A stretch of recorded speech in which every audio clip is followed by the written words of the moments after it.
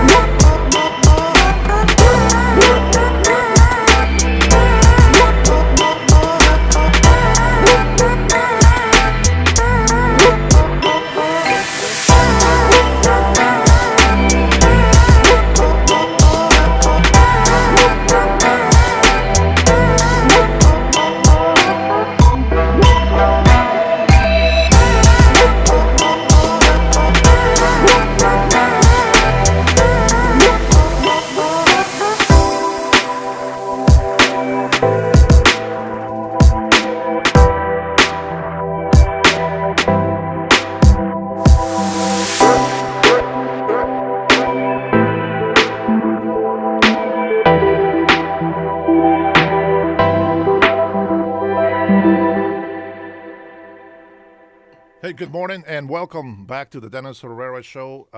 Had a lot of errands to do this morning, but got all done and got set up. We have a couple of things to go over. I want to say thank you to every single one of you guys joining me here on the portrait mode or on the landscape mode.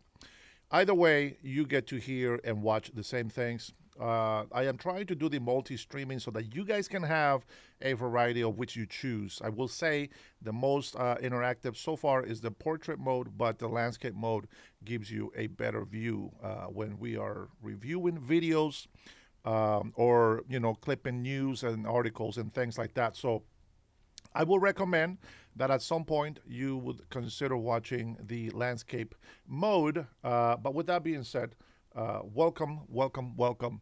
Let me go ahead and get a couple of things situated here because I do want to be able to chat on both parts of the stream. Even though the portrait is going to be the most busy one, I still want to be able to chat to some other people as we're watching videos. Give me a second here. Got to update the portrait mode. There we go. Now we can have the matching photo. And we'll do we'll do that right there. Yeah. All right, cool. Now I'm going to see if I can get logged in here so that I can chat with you guys. There we go. See, I knew it because on the on the landscape mode, I don't see anybody. But on the portrait, Robert, good afternoon. Ozzy, good afternoon. I hope that you guys been watching your other podcasters and other conservatives who are telling the truth, or at least trying to make sense of all the craziness that's going on.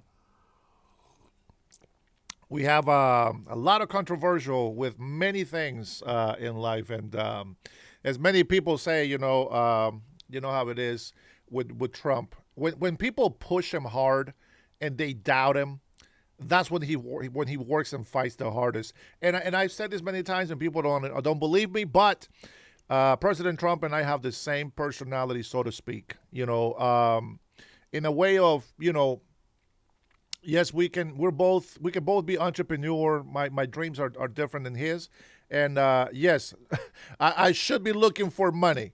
If you don't look for money, you're going to stay broke and poor for the rest of your life. But the difference is that he has money, he's a billionaire, and I am just a hardworking class American trying to make a living by doing his hustle here. Which, by the way, I thank you, members, thank you, subscribers, and for those of you who support me, because if you guys don't know, maybe I'll do a members only so that you can see all the garbage that I have in here. It's not garbage, but that's the way the leftists look at it. And then that way you guys can see the mess that I have with me here every day. So I got my coffee, and then I got my monitor and screen where we watch our videos, and then I got my second monitor where I actually have all the news and things that I want to go through. And here I have the monitor where I can take and see what the scenes look like, etc.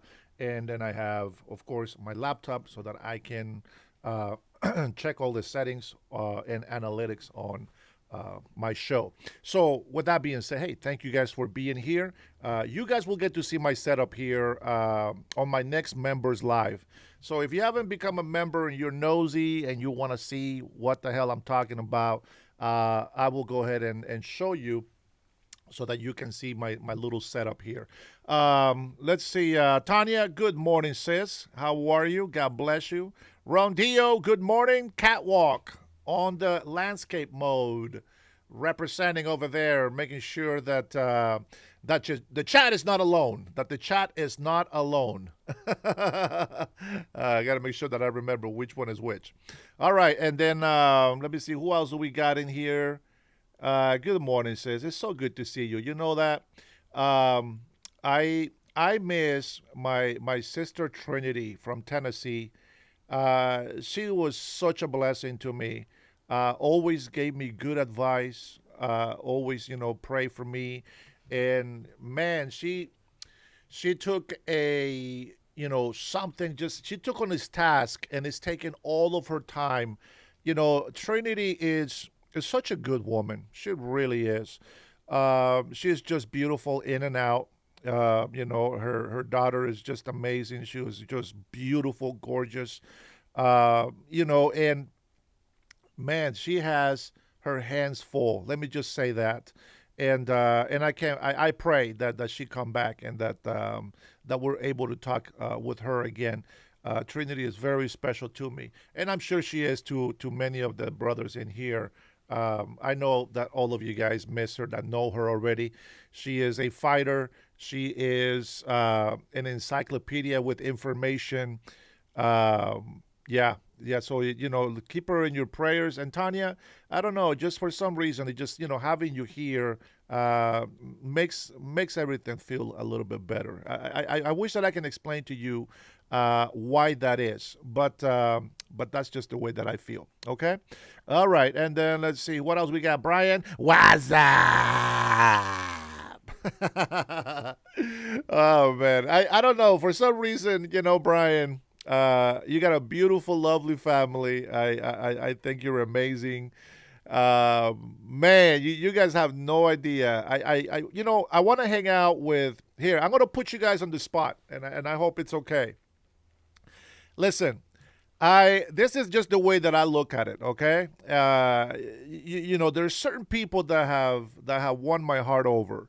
And I know that at any given time, anybody can betray me and backstab me and all these other stuff. But let me tell you something. If I go and I spend some time with Robert, I know to expect some many stories and probably jokes, right? And that's what I can expect from Robert, and I feel like I'll be there sitting there with an old friend.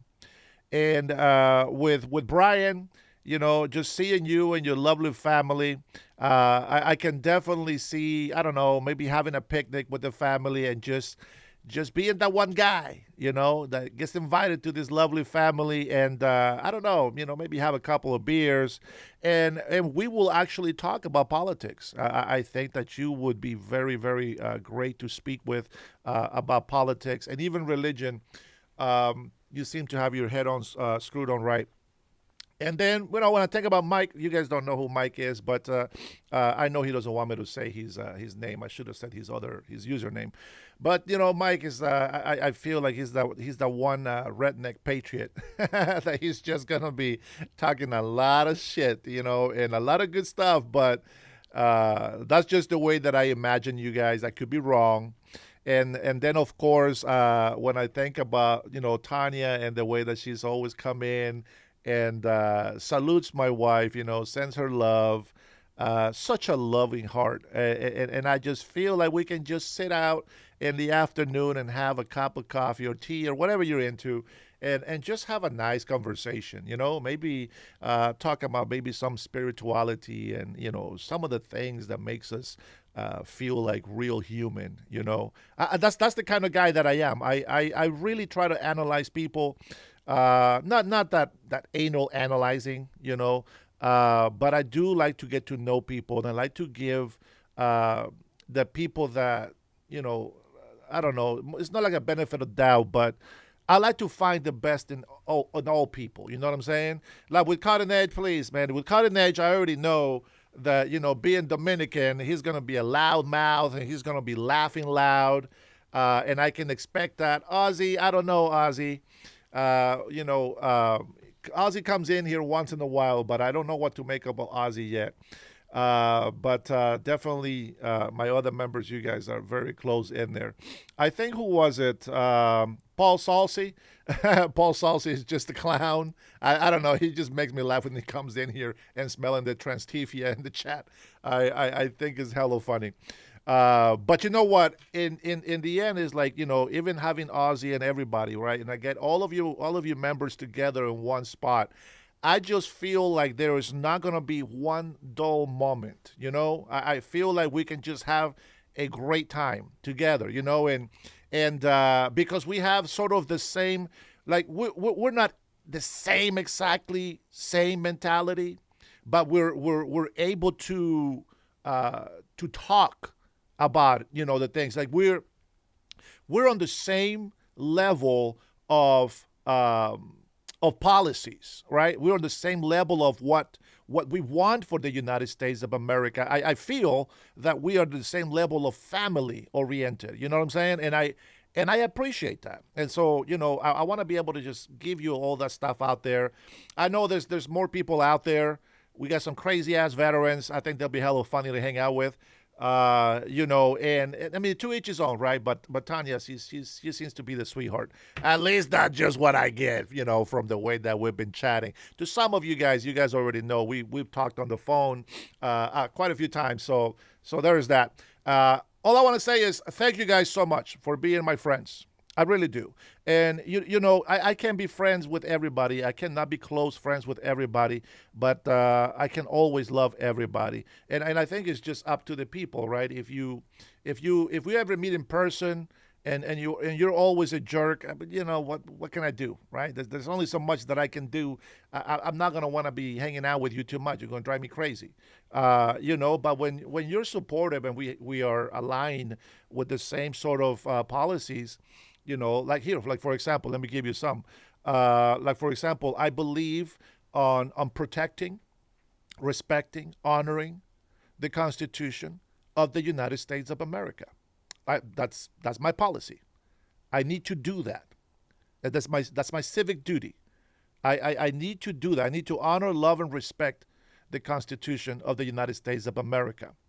And with that comes, okay, what the Constitution was made so for the protection of American citizens. You know what I'm saying? And so I believe on securing borders. I believe on putting Americans first before illegals or any foreigner, whether they're here legal or illegal, it doesn't matter. Americans come first, and that's just my policy. And then the other thing is, like, I believe in foreign relations. I believe that we can have friends and we can have enemies outside the country. Now, that doesn't mean that we're going to go war. I know the things that are going on in Iran. I'm going to say this. I'm going to say this. Iran is a bit of a confusing battle because in one side we have we don't want wars. We do not want wars. I want you to know this. We do not want wars.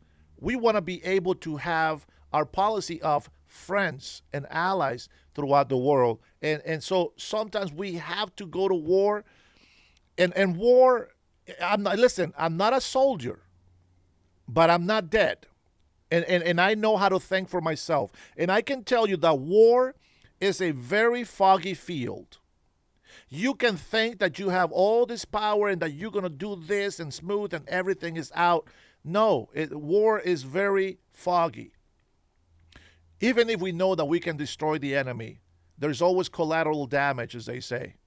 There's always innocent people that will get hurt. So, of course, we don't want war. But at the end of the day, sometimes we need to take those weeds out because the people need to be able to live a free life. We want to be able to trade, and we want to be able to have that. I don't know if you know this, but we used to have a great relationship with Iran. I'm going to give you the only mistake, I believe, the only mistake that we have made, and the reason why we pushed Iran to do what they are doing, the Ayatollah did, was that when we had a great relationship with Iran, the leaders of that time, and I don't know if it's the 50s or whenever the hell this time was, but the leaders of that time got a deal with Iran where we were getting 40%, I believe. I think it's 40% of the oil from Iran. That is not cool. That's not cool at all. I think maybe a 20% would have been nice. But taking that 40% of the oil, you have to understand something. Taking 40% of the oil, there's always going to be people, especially political people, that are going to rise up and be like, wait a minute, we can use this money for our country. Iran first, right? That's what I would look at. Iran first. The United States of America is taking a lot of our oil. It's taking a lot of our money. So what do? We got to come up with something. We got to come up with something. And then they changed. Their democracy just changed. And then things started going down the hill from there. And so I think that hopefully, I'm not Trump, but hopefully something clicks in here because this war is dirty, it's nasty, and even though it's not our declared war, it's still a war on the U.S., and they are going to pay for that. They are still going to pay for that. But we are not an all-out war. Let me just say that, because when you go an all-out war, things get really, really bad. And I'm talking about, you think it's bad right now, this is nothing. It can get really, really bad. And so anyway, so we got to be able to get some sort of equal, I don't know, we got to be able to make a deal. And this is what I hope that Trump does and comes in. Let me just add this. The Iranian people, they want us to go and bomb these guys and take them out. The Iranian people who have been mistreated, oppressed, over 40,000 killed. Just saying. Over 40,000 killed for talking, for speaking. That's crazy. For not covering their face, they get 40, 80 lashes. Somebody committed adultery. I get it. I get it. It's bad. But hey, listen to me. That is, you don't whoop somebody 80 lashes for that. Give them a letter of divorce. Jesus Christ said that he is against divorce. But if you were to give a letter of divorce to somebody, let it be because somebody was unfaithful. If somebody wants to throw away their marriage because they want to be an adulterer, okay, let them go. He doesn't say go whip him 80 times. That's crazy. Anyway, so there's a lot of bad things about this Islamic regime that they have in Iran, and the people are sick of it. They're sick of it. Let God judge them, so to speak. Let God judge them, so to speak. And, and so we need to fight. We need to get rid of this stuff. And we already know we took care of the Air Force. We already know we took care of the Navy. Okay? They're done. The Strait of Hormuz, of Hormuz is one of those things to where it can be very tricky because you're playing with billions of dollars of equipment on these oiler tankers, and it's delicate. You know what I find very interesting on this, and I know I'm going a little bit away from what I'm telling you about my policies, but what I find very interesting, and it's to me is more annoying than anything else. It's they have made up this Iran news.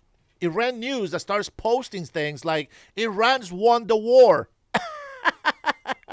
Oh man, I try to stay I try to like stay serious about this, but they go and say that Iran has won the war, etc.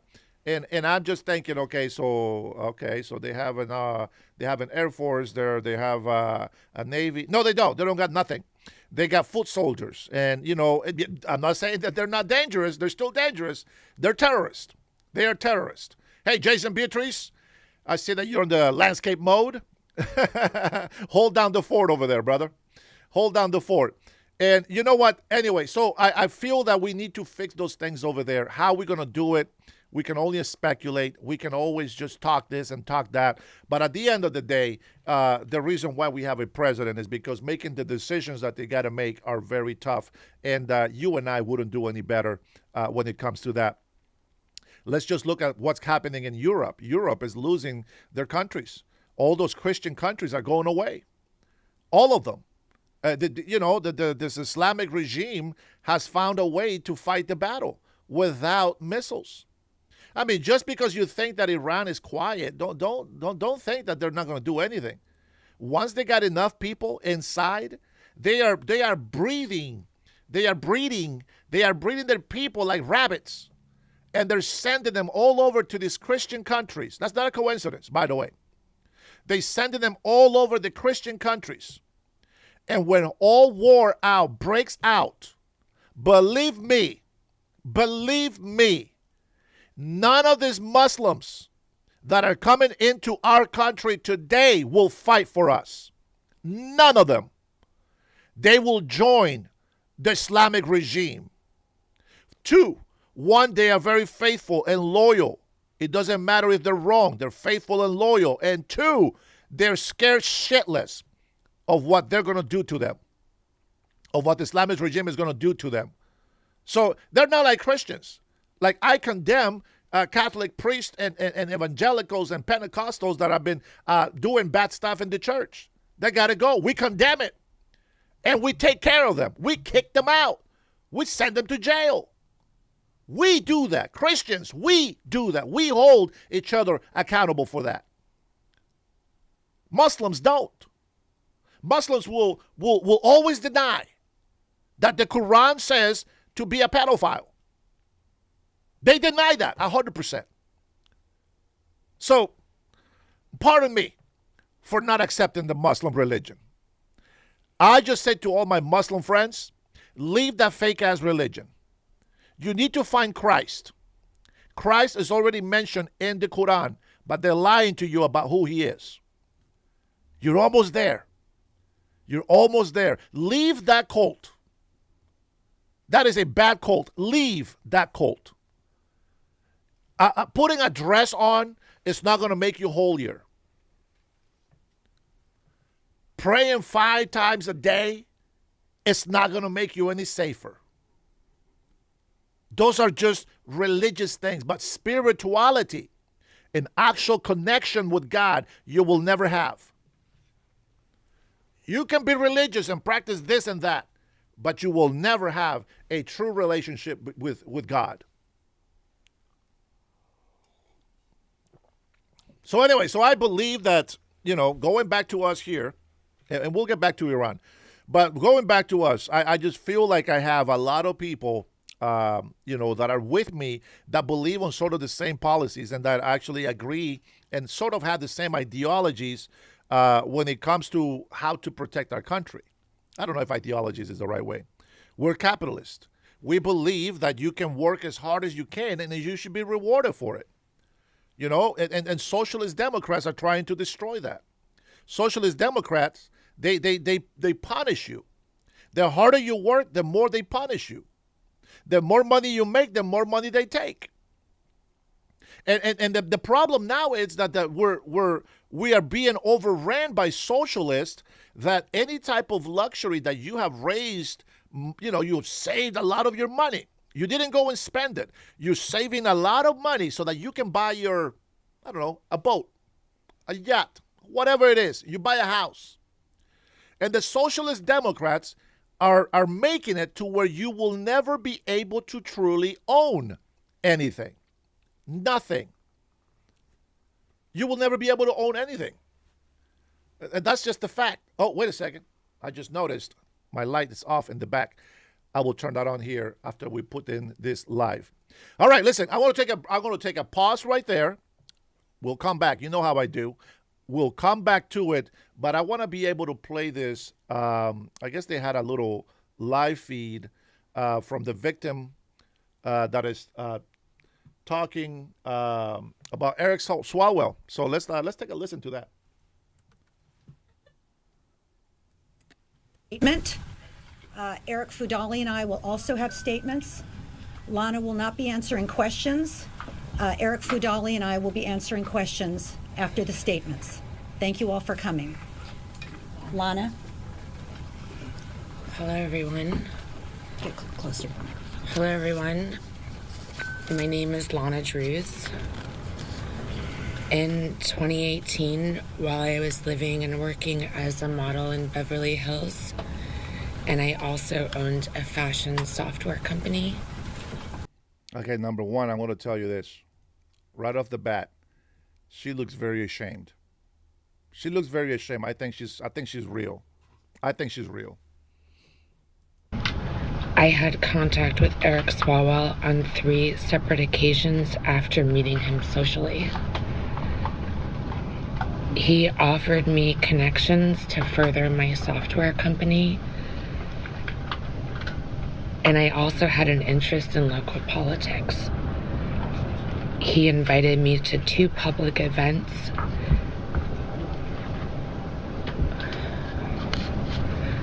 I knew he was married at the time and that his wife was pregnant. He was my friend. On the 3rd occasion, I believe he drugged my drink. I only had 1 glass of wine.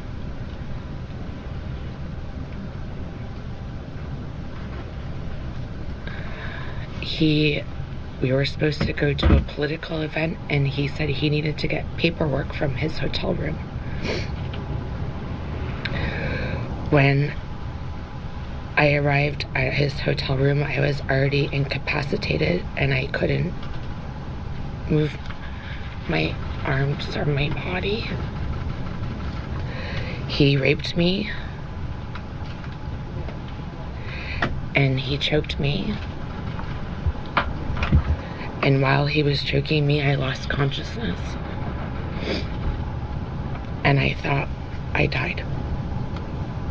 I did not consent to any sexual activity. Although I did not undergo a rape kit at the time, I disclosed the assault to the people closest to me. I also recorded these events in my handwritten calendar. The assault and its impact were later documented during my therapy sessions at a sexual assault center in Connecticut.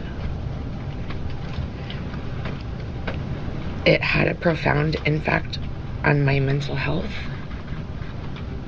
I self-medicated in an unhealthy way. I did not want to live anymore.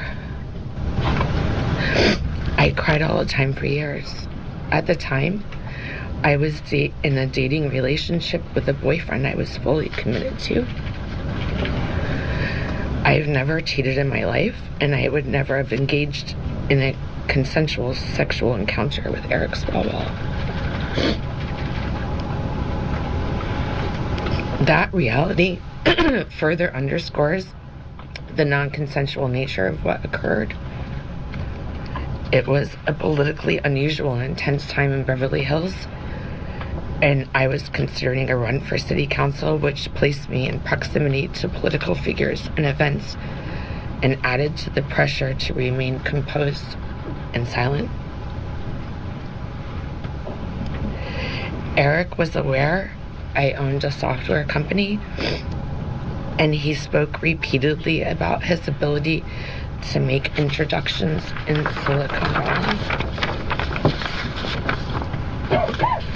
referencing his political representation and influence there.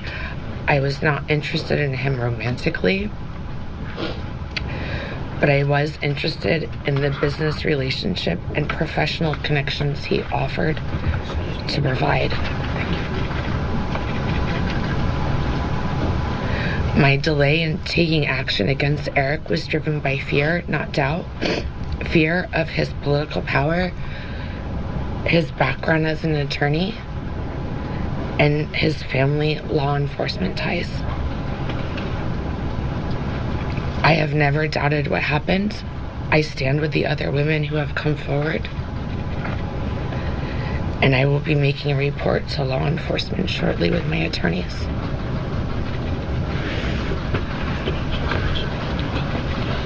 I think you have to switch places with her. I gotta go now.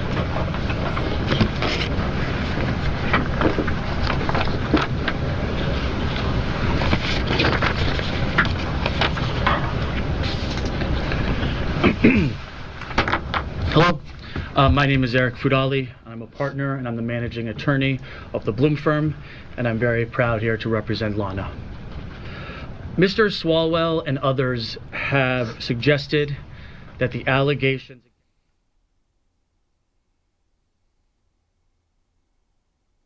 political campaign or a career. This is about much more than politics, and belittling such serious allegations is offensive to Lana and the victims everywhere. This is not about Democrat versus Republican. This is about accountability versus silence. This is not about the pursuit of governor. This is about the pursuit of justice. This is not about whether you're on the right side or the left side of the aisle. This is about whether you're on the right side or the left side of justice, truth, and accountability. This is not about the end of a campaign or congressional service. This is about the end of exploitation and the abuse of power, political or otherwise. Lisa and I have dedicated our careers to fighting the power in the name of justice, regardless of the politics of the perpetrator. My hope is that this message both encourages others who are suffering in silence to stand up and fight, and also I hope this encourages the grossly politicized American public and politicians to put politics aside when it comes to allegations like these and stand up for what is right and not what is just politically convenient. Thank you.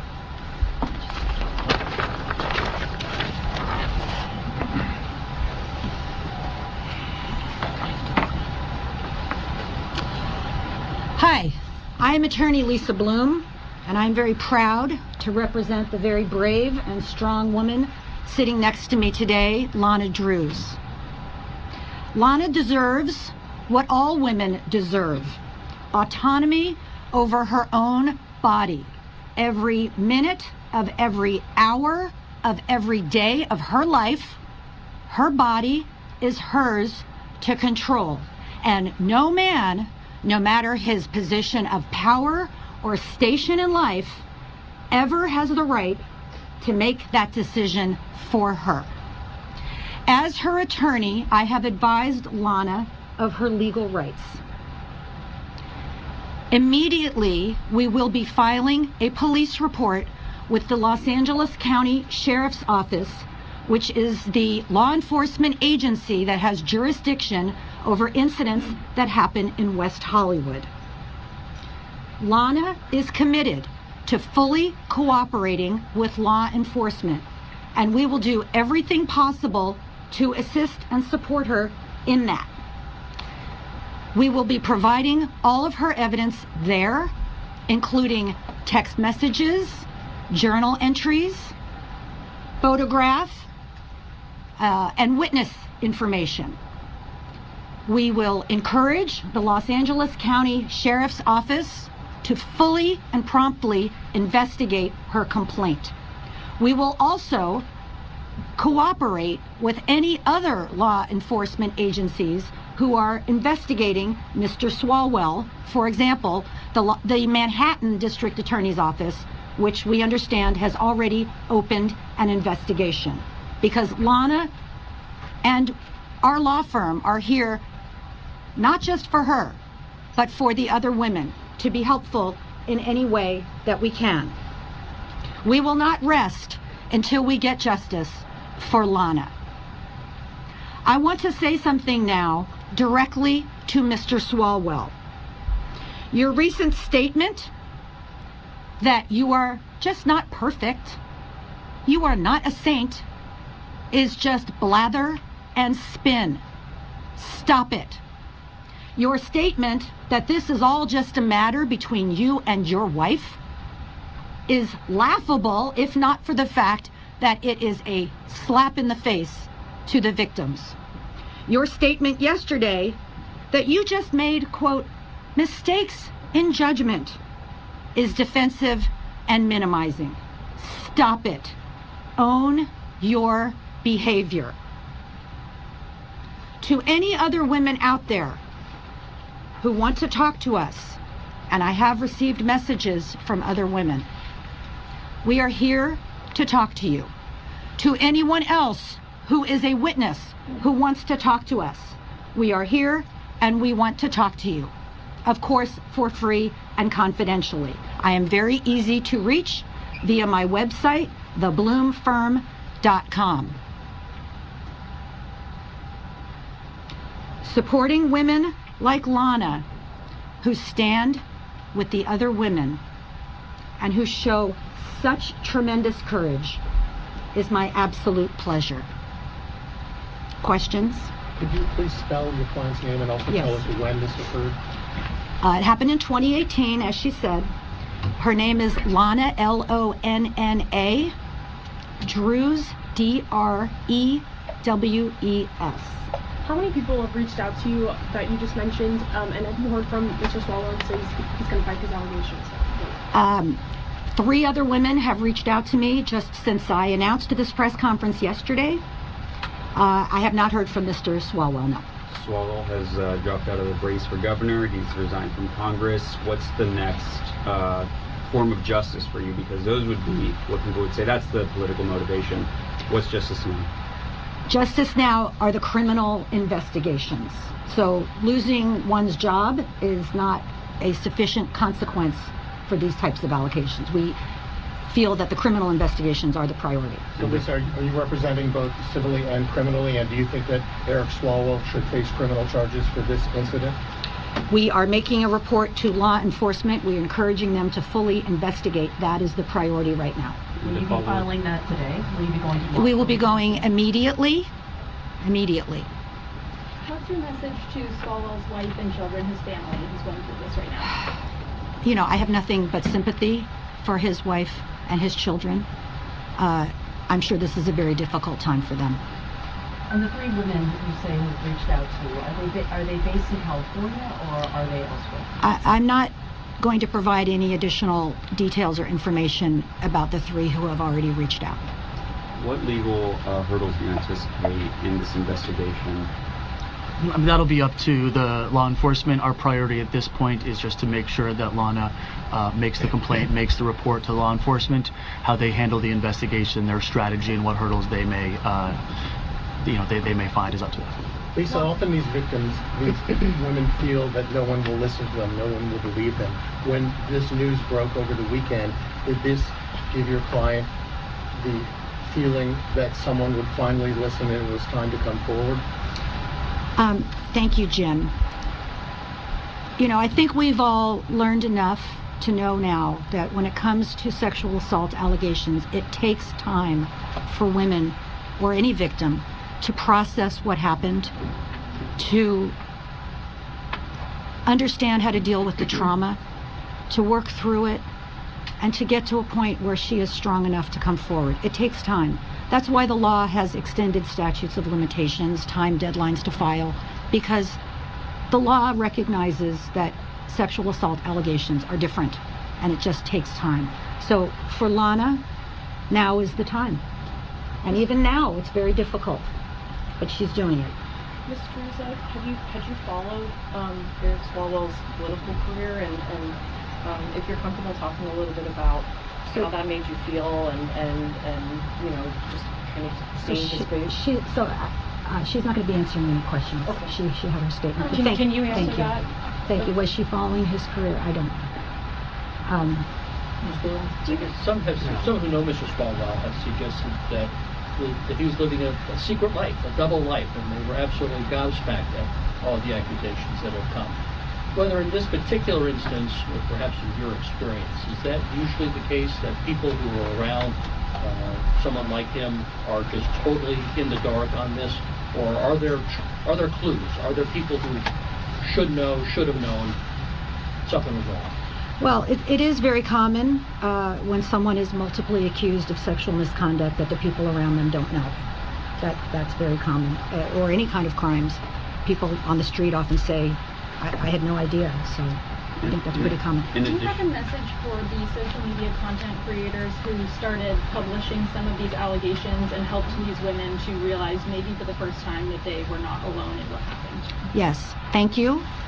Thank you to the women on social media, to the women who have already come forward, to anyone who has been an advocate, anyone who has assisted. You know, it's very hard to do this by yourself. And anyone who can support women, who can help them, who can advocate, who can speak out.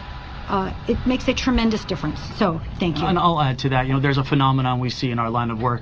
It's called collective empowerment, that when one woman comes forward or one victim comes forward against their abuser, it often empowers, like a domino effect, multiple other women to come forward. This is why Lisa and myself are always encouraging women to come forward, stop suffering in silence, because not only are you saving yourself, but you're also saving someone who you are empowering, that you will probably never meet, to come forward and step up and start fighting against their abuser.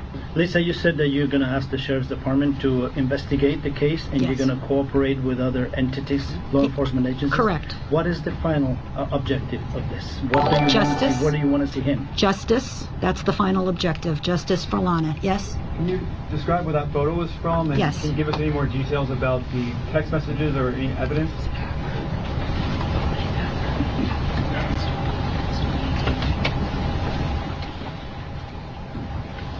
So this is a photograph that we've enlarged, obviously. It was the opening of a restaurant called Avra, A-V-R-A, in 2018, and it's one of the times that Lana described where she met with Eric Swalwell. Will the firm be releasing any additional supplemental material to the media? Not to the media, to the Sheriff's Office. We will be providing all of our evidence to the Sheriff's Can you repeat what you said about the picture? I'm sorry. I didn't catch it. So this was the opening of a restaurant called Avra, A-V-R-A, where this is Ms. Drews, this is Mr. Swalwell, in 2018. How many times have the two seen each other or met each other? Right, so 3 times, as she said in her statement. There was no contact after the incident. Would this be the first time law enforcement is contacted? By us? Yes, By yes, Michigan? yes.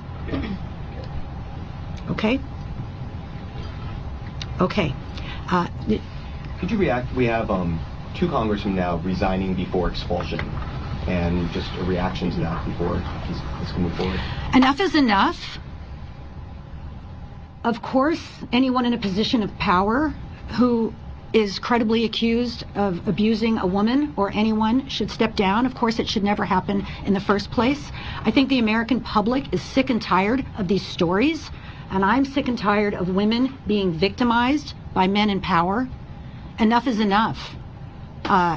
It's really appalling. I'm glad at least these 2 have stepped down. There are 2 more who are being investigated in Congress for misconduct and facing expulsion. I can say briefly about Mr. Swalwell resigning from Congress yesterday. I do not, in my opinion, see that as an act of accountability at all. I see it as an effort to avoid the expulsion hearing that was coming, because once he steps down, the Ethics Committee no longer has jurisdiction to impose consequences on him. So even though he made some kind of a statement about I made mistakes, etc., very vague, not really owning up to anything, certainly not apologizing to women, I believe that was the reason why he stepped down, to avoid that hearing. However, there are other consequences such as law enforcement, and that's what we're doing now. What would you consider accountability? Justice via the criminal justice system. But also civil? Right now we're focusing on the criminal justice system. We think that's the most appropriate. Could you be a little more specific in justice? Can you tell us what exactly you're looking for? I'm not, because once you make a report to law enforcement, it is in their hands. We can control what we can control, which is we will answer all of their questions, we will cooperate, we will provide all of the evidence. And then the LA County Sheriff's Office and the Los Angeles District Attorneys will make a decision that they feel is appropriate. Okay. Well, that's the update on Swalwell. I see people think that I'm over here representing Republicans. I don't. I'm sorry to bust your bubble. I believe, see, this is one of the things that I've said before about the Epstein files. One of the things that bugs me about the Epstein files is it's not that the victims now come out and they want to say something about it. What bugs me about the Epstein files is it's not something that haven't been tried. It's already been tried through court, right? So you had all this, whether it was Democrats or Republicans in power, it doesn't matter.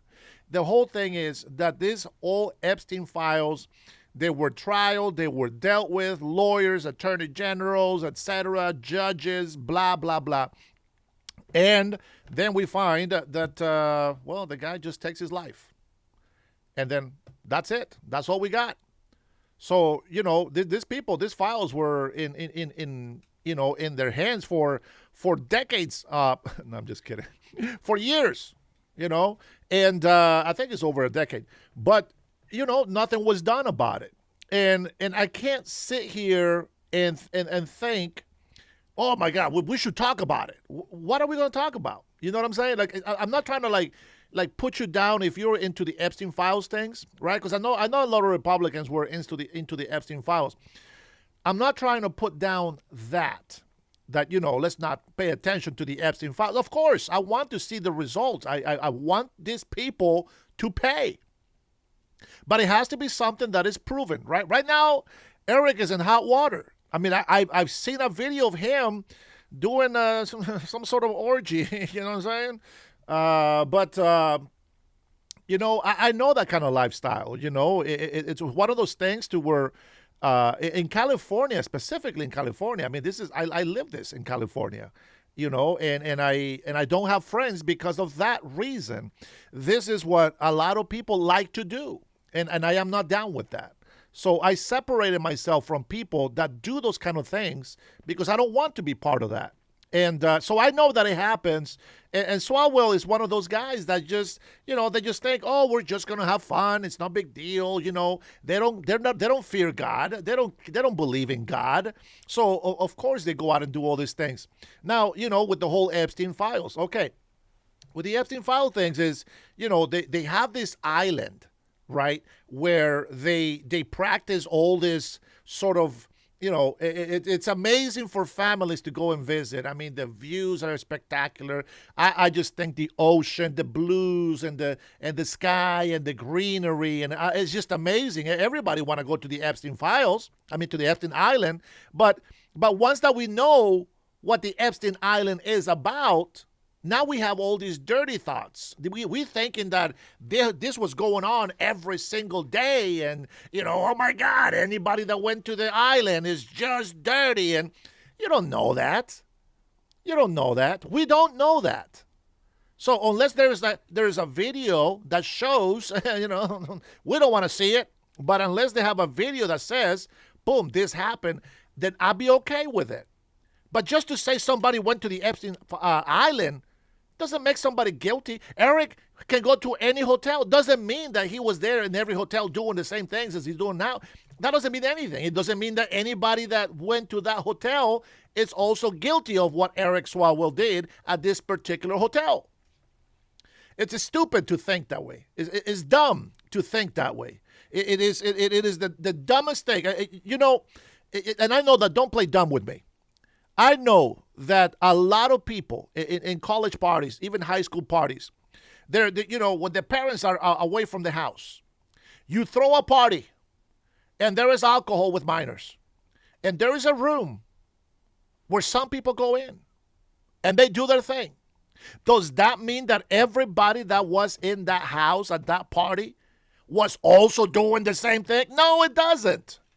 So this is why I always have a problem with people that bring up the Epstein files, because I like to criticize, to analyze the things that I'm looking at, and I look at it from both perspectives. From the negative side first. I'm always negative, and then I try to find the positive. And if it makes sense to me, then I'll make a decision.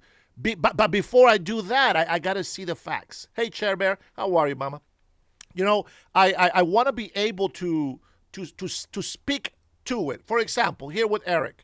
Hey, man, you slept with a Chinese spy. That, boom, you should be out of Congress right there. You don't qualify for Congress in my book. But that's just me.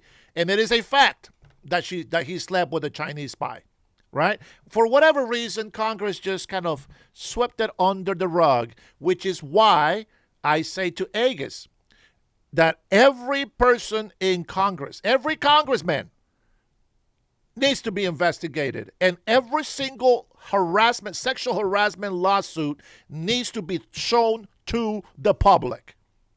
Period.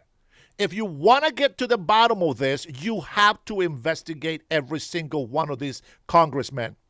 Make sure they are vetted. I mentioned something yesterday, and I want to clarify. I mentioned something yesterday about congressmen that they get FBI files unredacted for them. But that's not really what I wanted to say. What it was is that there is the members of Congress, this is from C3, somebody posted this from the Benny Show. Members of Congress get access to classified info once selected. So I understood that as they get any file unredacted and whatever. And maybe I'm still right. I don't know. You can put that on the chat if that's what it means, okay? But it says there was no FBI background check done to any of these congressmen. And we're specifically talking about people who are migrants that become residents and American citizens, okay? And, you have Eric Swalwell having access to these files. Of course, he probably has access to other people's files as well. And you know what? They're dirty. Blue, red, they are dirty. They are dirty. We have been, people on the left, they really push all of their mistakes, all of the bad things that they are doing. They push it on Trump. Everything on Trump. Trump. You know why? Because Trump is a famous guy. He's an entrepreneur. His name has been on the news for forever. His family has a legacy. I mean, the Trumps have built so many things in New York. Huge. I dare say, maybe New York wouldn't be New York today if it wasn't for Fred Trump. I'm just saying.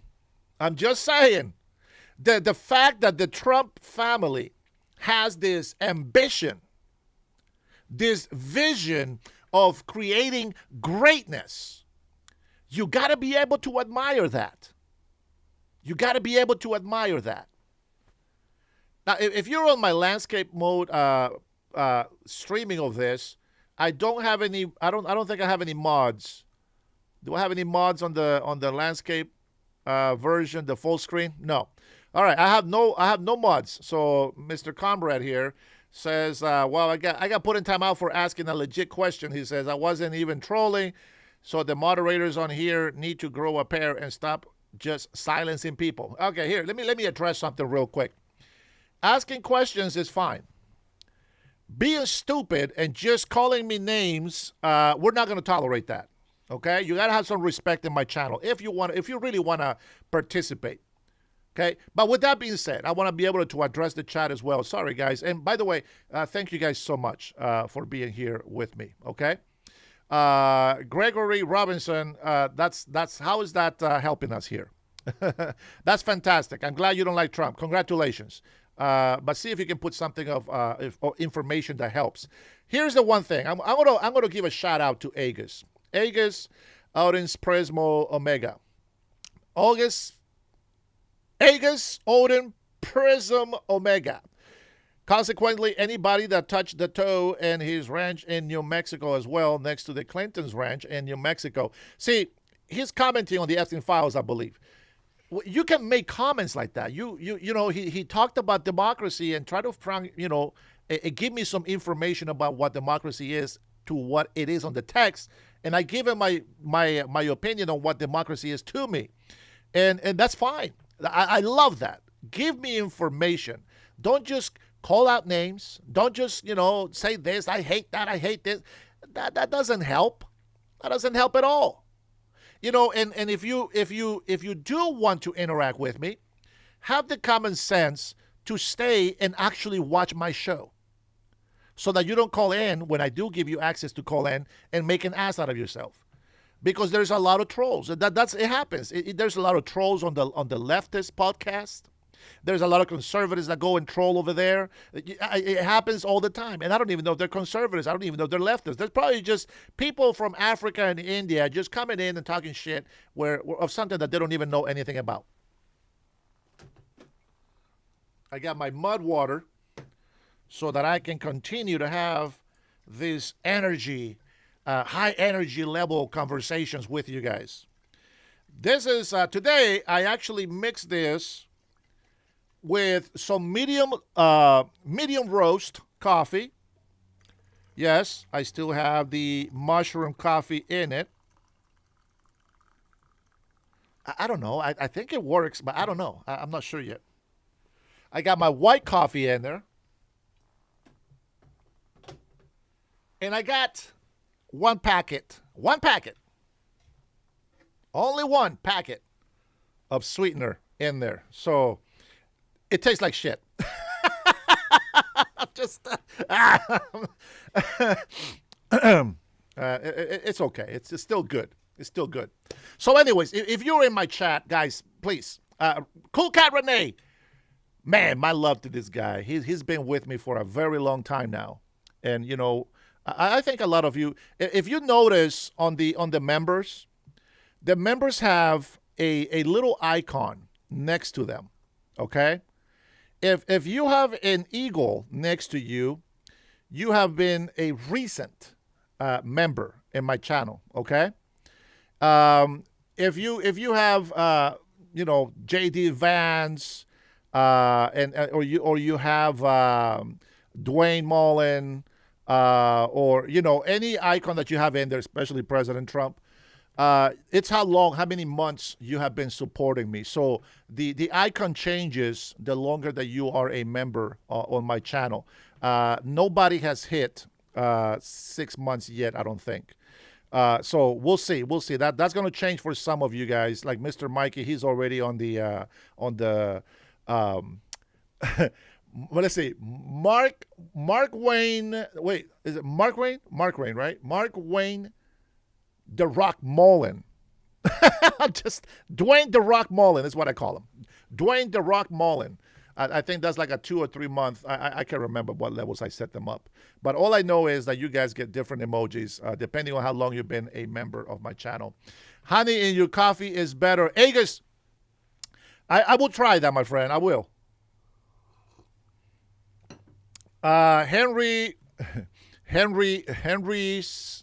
mine. Henry's C mine. I don't know what that is. Dennis, you are a Mexican angel. A stupid son of a bye. Oh man, I tell you what, I don't know what I said so far. I don't know what I said so far to actually get somebody to cuss me out. What the hell was that about? I'm not sure what that's about. Maybe somebody's getting triggered with the Make America Great Again. You guys don't like the Ronald Reagan slogan? What's wrong with you people? You un-American people. Unc Andy in the house. Man, I had to do so many errands today, but yes, I'm always working hard. Let me go ahead and continue on this little coverage here of Mr. Swalwell, and that's just the way we do it. We'll continue to show you guys some clips, and let me see, make sure that's not muted anymore. Okay. This is something interesting. This is just off the blue, off topic. Did you guys know this? I didn't know about this, but listen to this. I don't know if this is what's going on here, but Quick Talk PH showed this short. And did you guys hear about this? The IRS freezes $7.3 million assets. What is this about?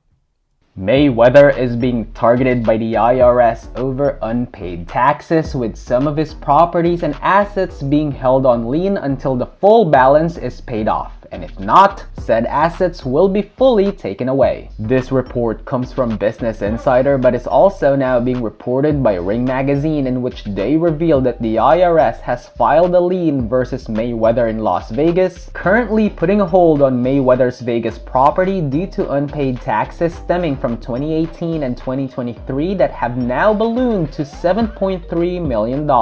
Now, we're not sure if it's Mayweather's house or his cars. However, whatever tangible property that Mayweather owns that equals the amount that he owes the government is likely the one being held hostage right now by the IRS. With that said, the IRS now joins Netflix, Pacquiao, The Sphere, and all the investors and sponsors that are demanding answers from Floyd Money Mayweather. Mayweather is being targeted by the... Well, let me point out a couple of things about this Mayweather thing, okay? This is just a side talk. Did you notice the mentality of this black man? I don't know if he's got punched in the head too many times, but this is just something that I see a lot amongst black athletes, whether boxing, NBA, football, etc. Do you notice that they're always just flashing? Don't get me wrong. There's nothing wrong with having a mansion. I mean, you're making millions, right? There's nothing wrong with having a mansion and maybe having 3-5 cars in the garage of this mansion that you have 6 garages for. I'm not having a problem with them acquiring wealth, etc., etc. But did you see him in the car just kind of hugging the money and the luxury? It's like the greed. See, this is the kind of mentality that cannot be into power. The greed just takes over them. Why would you have to have 4 Rolexes with diamonds and shit? Like, why would you need to have so many of them, right? Yes, I saw you. Yes, that was to you, Robert. I love you, big bro. I know. I Listen, I'm trying to work on something, okay? I'll do a members and I'll talk about it more. But stop throwing me off, man.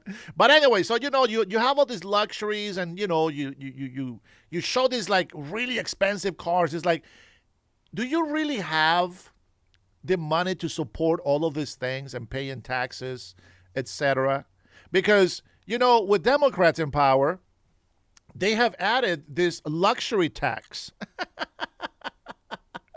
Oh, keep voting for Democrats. These Democrats are crazy. They are socialist Democrats. They're not real Democrats like myself. It's so sad and shameful to say that I'm a Democrat. But I would like to say that I'm a real Democrat.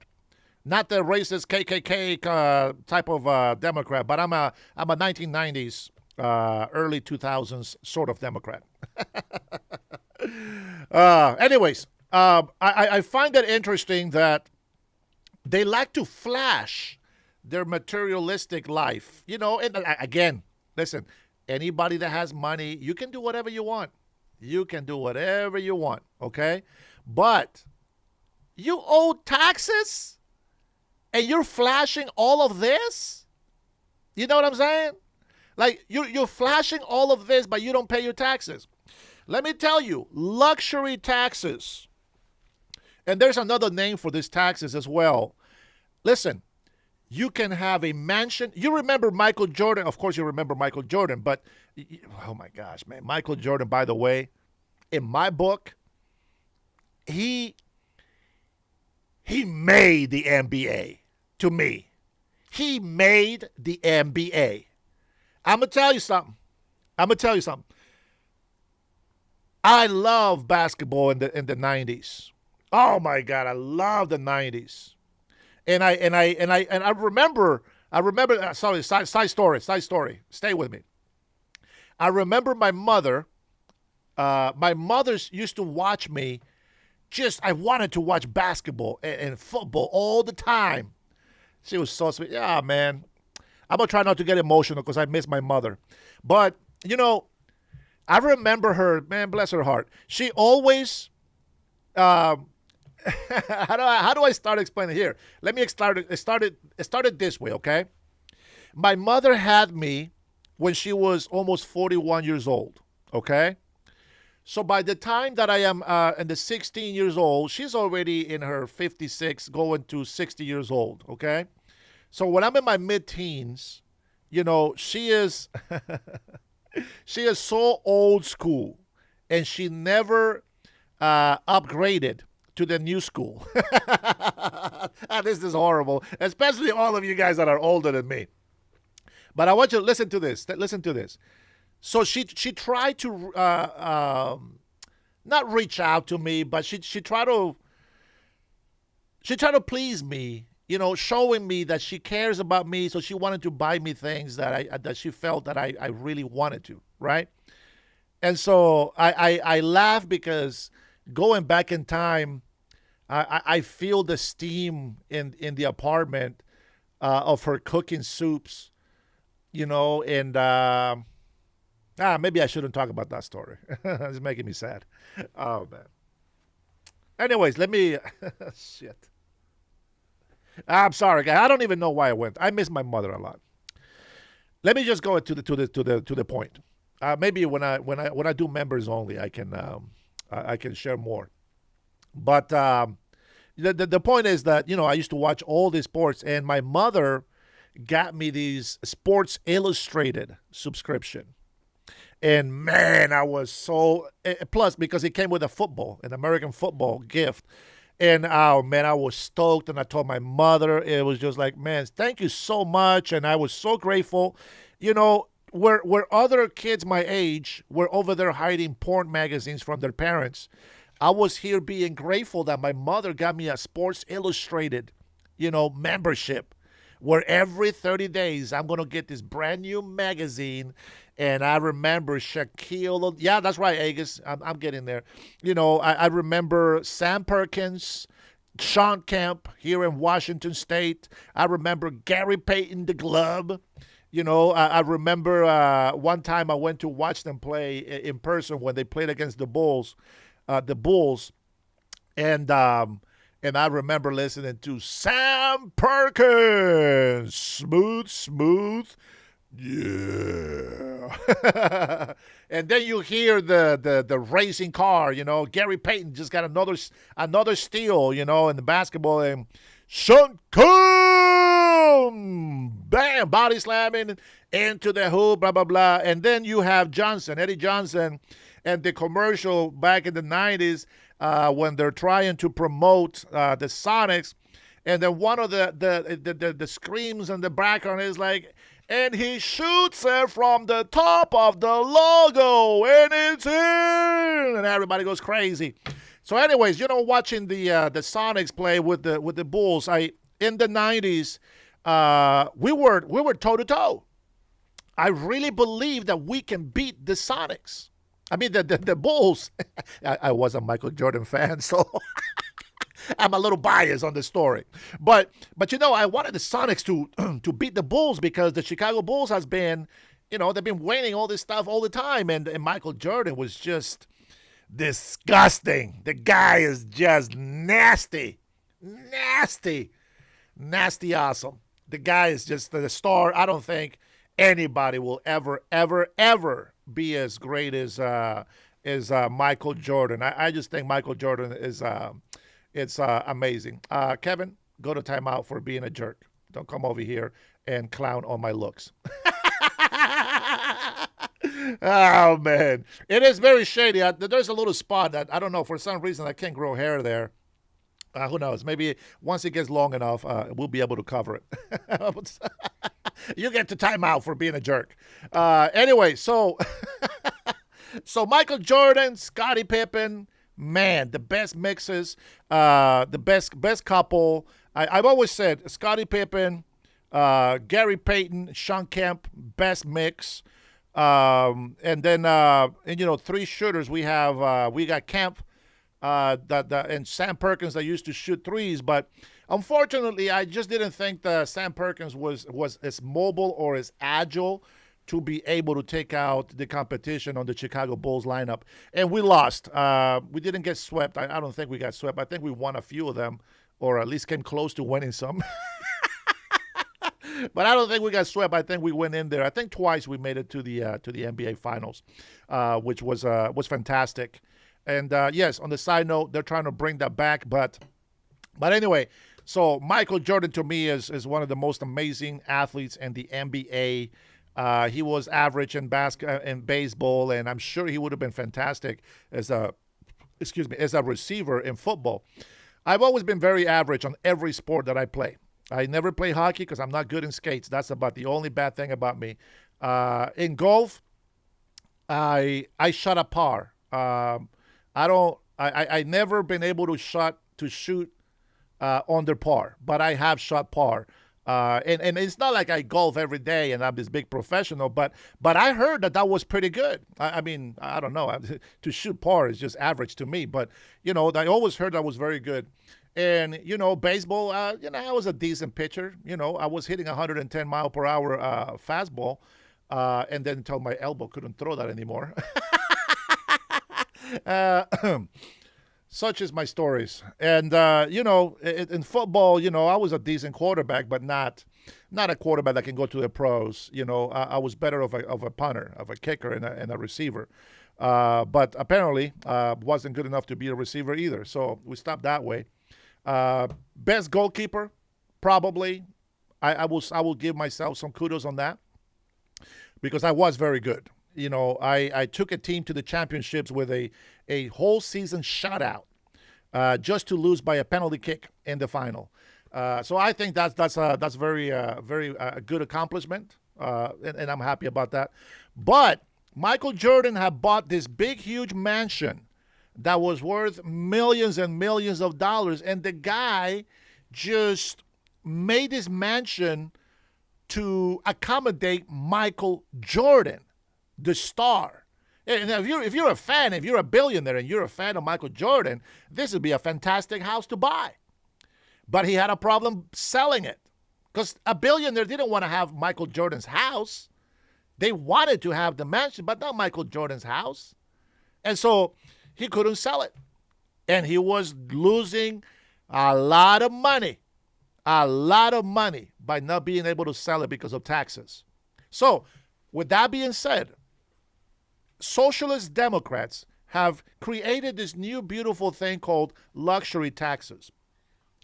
If you work for 5 years, maybe more, and you buy yourself a yacht that costs $500,000, you will never own it. The moment that you stop paying taxes on that, the government takes it. If you spend 30 years buying your house and you stop paying taxes on it, the government owns it. It is that simple. For that and that reason alone, I will never vote for socialist Democrats. Never. Never, never, ever, ever, ever. I believe in capitalism because I believe that you are allowed to work as hard as you can to save as much as you can, to be able to have something for your future and hopefully leave something for your kids. And that's the reason why I wouldn't vote for them. So, and I mentioned these guys, right? This, he's still there. I mentioned people like him because these guys, instead of doing something like supposedly, instead of doing something for maybe the future of their children or helping in their community, they just go out there and start flashing all this money, and then they wonder why they're broke. They wonder why they have no money. You know what I'm saying? So I just wanted to throw that side conversation in there. But the truth is the truth. If you don't believe me, go find out for yourself. I swear, if you are a socialist Democrat on my chat and you're calling me a liar, you better show me what I'm lying about. Because I wouldn't talk about this if I didn't know about it. All right? No. Okay, so Chicago, that's right. So I support any representative that fights to get rid of property taxes. Okay? That's just me. I will support a representative that wants to cut off property taxes. Now, if there is let's say, for example, this is the way that it was when I was a kid in Honduras, okay? The reason why you will be charged property taxes is because there is the tax will go to maintain the road in your neighborhood. So when they added this tax to people because they paved the roads, okay? Now, once the money is all gathered and picked up, then that tax should go away, right? It should go away. It shouldn't just continue to go on for the rest of your life until you die. And, I'm okay with it. But here is the catch. The catch is that here in the United States of America, we have the property tax, which, you will think, right, that this property tax is going to go for that particular issue, right? Maybe they're maintaining the sewer, maybe they're maintaining the power lines, whatever it is. And you will think, okay, I got to pay property taxes because, my taxes are doing something. Well, wrong. Because we have a sales tax. The sales tax tells me that this little percentage of this sales tax goes to the roads. It goes to maintain the power lines. It goes to maintain the sewer. This goes to maintain the fire department. This goes to maintain the police department. This goes to maintain bridges, infrastructure. So the sales tax gets so divided depending on the county and the city that you live in, because every city has a different need. For example, the tax in Snohomish County, right? In Snohomish, the city is a small town. Okay, the tax there is a lot less than it is in Everett, for example, because Everett is more industrialized. It's more city, more buildings. It's not huge like Seattle with big skyscrapers or whatever. It's not that way, but the taxes are a little bit more because they need to have more stuff to maintain in the city than they do in the country. And so that's kind of how the tax goes, okay? So for them to say that they're going to do a tax on property, luxury tax, etc., to not allow you to own anything. Remember, it used to be a big investment thing to say, you know what, I'm going to buy these houses that are falling apart. Because even though the house goes out of, it loses its value, the land is the expensive part. The building of the house, that's the cheap part. But the land is expensive. You know what I'm saying? And so you would have that in there for a rainy day and be like, hey, listen, I want to buy a house in Miami for $500,000. I have 2 lots of land that can give me $600,000 to $700,000. You have that in the bank so that you can sell it and then you can go and buy a house and pay taxes on another state. Or even if you move to a different city, you will pay taxes when you buy that property. So why would you keep paying property taxes when they're going to tax you when you sell it? And now they became very clever, and now they go and do this. Now they want to tax you on your stocks. Stocks is not money. At least I don't know what the word is that I'm looking for the stocks, but it's not realized money. So how can they tax it? You can have a stock and make $1 million on it, or you can have a stock and go bankrupt. So how can they tax that? You see what I'm saying? I have a problem with that. And socialist Democrats, they don't give a damn. They don't care if they punish you. They don't care. They literally don't care about your well-being. Let's talk about healthcare. Healthcare. The biggest argument that I hear from people today, it's, oh my God, President Trump, he went into office. What did he do? He didn't do shit. He's talking bad about the Obama healthcare deal, and he didn't do anything. How come President Trump doesn't come up with a healthcare system? Unrealized gains. Thank you, Brian. Thank you, Brian. Unrealized gains. Thank you very much.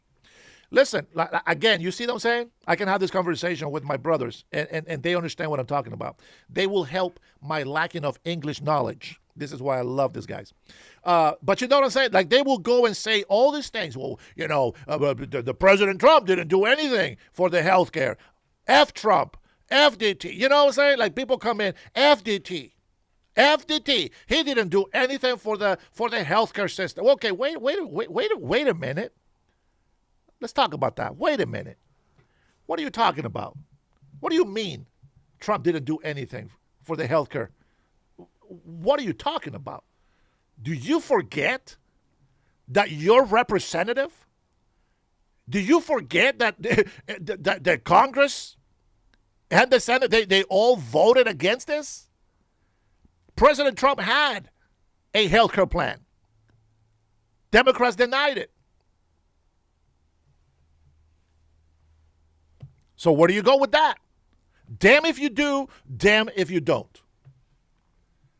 You gotta pick your apples right, man. You can't just go grab like crazy. You gotta pick them. You can't blame the man for not bringing a health care into the system when you just throw it away. What's the point? You can't have affordability when you reject everything that he's doing for affordability to fix it. Damn if you do, damn if you don't. I am one of the few people, and there's a lot of people here in Washington, but I'm one of the very few people that speaks about this, and I created my own podcast for that.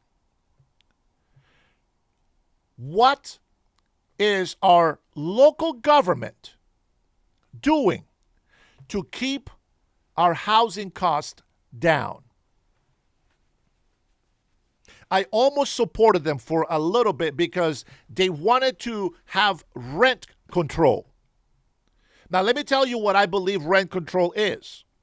I believe that you shouldn't be able, if you have a shitty-ass apartment complex, and the rent is $850, listen to this and pay attention. If the rent is $850 for a one-bedroom apartment, okay? Pay attention. $850. I want to tell you this. Inflation happens every year. Every year, companies are expected to give you a raise. In a perfect world, this is how it will happen. So the rent is going to go up $50, right? $50 more. Inflation has come up, so now they're going to charge you $50 more for your rent. Well, with your full-time job that you do have, you get up to a 5% raise of what you make yearly. It comes out to be, I don't know, a couple $100. Okay? It's like 100 something, depends on how much money you're making, obviously, right? But we're talking about the lower class, working class. It's like, you get like $160 raise, for example, or $200 raise. Okay, now the rent going to $900, it's okay. It makes sense because why? One, I got a raise to pay and cover the $50 that the rent was increased. Right? So I still got $110 to accommodate for gas costs going up, for food prices going up, etc. And so that's the way, in a perfect world, that's how it works. But here is the problem. This shady-ass apartment complex where you have lived, they haven't upgraded, they haven't painted, they haven't done jack squat.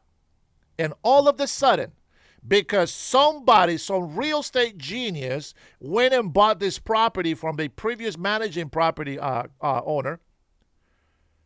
Now the rent went up from $900 to $1,250 jump. Boom, one smack. Rent control. Wait a minute. Wait a minute. You cannot be giving real estate jerks all of this money and expect the hard-working Americans to continue to have one job, to be able to pay for all the bills and take care of the kids, that the wife can stay home or the husband, whatever your choice.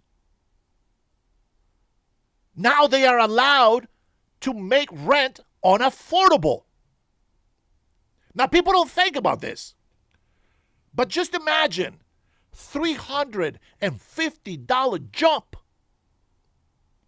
When you got your raise from the job, it doesn't even cover half of the increase of the rent. This is nothing to do with Trump. Do you understand? It has nothing to do with Trump or any other president for that matter. It has to do with your local government. And here in Washington State, we haven't had a Republican since the early 1980s. This state is going down the drain fast. And then those who support the leftist socialist Democrats, you know what they say? Oh, not everybody can afford living in paradise. Wow. Imagine that. This coming from the people that says tax the rich. Is that right? Is that right? Do you wonder why you have so many damn homeless on the streets? You wonder why you have thousands and thousands of more homeless being accumulated every single year? Are you crazy? Phil, by all means, tell me, how am I delusional? Go ahead and put it on the chat. I would love to read your comment after that. So we have a problem.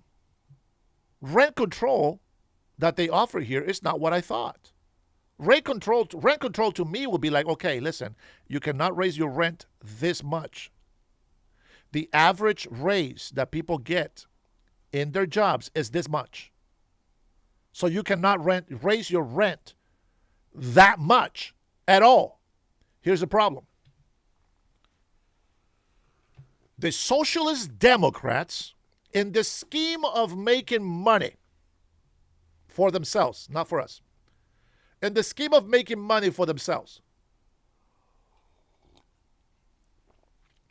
they try to put a rent control bill to keep the rents lower.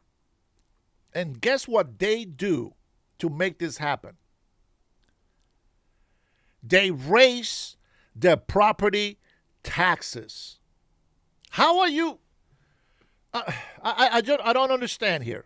Wait a second. So you're trying to fix affordability. Buen provecho, FBA. Bon appetit. You're trying to help and fix affordability. This has nothing to do with the president. By the way, governors technically are the presidents of every state. Every state is a country. This is the United States of America. Understand that. We have mayors for every city. We have city councils. We got all these people involved. So it's not the president. First of all, we need to manage our budget locally. How do you do that? First of all, and your agenda should be American citizens first, green card holders, and then everybody else. I find that is the corrupt politicians are the problem. Incompetence, DEI, worst thing that we have gotten in this damn state. We have incompetent people, like literally stupid, incompetent people running Washington State. Like seriously. And somebody challenged me on this and I proved it to them. They seriously go and spend $600 million. Let me say it again. $600 million. Guess for what? Can anybody guess what government will use $600 million for? Now, they're taxing us. They are using $600 million. Guess what it's used for? Anybody in the chat, go ahead and put it on there. Guess what it's being used for? Take a guess. Anybody? Anybody? Take a guess. $600 million in the budget for Washington State.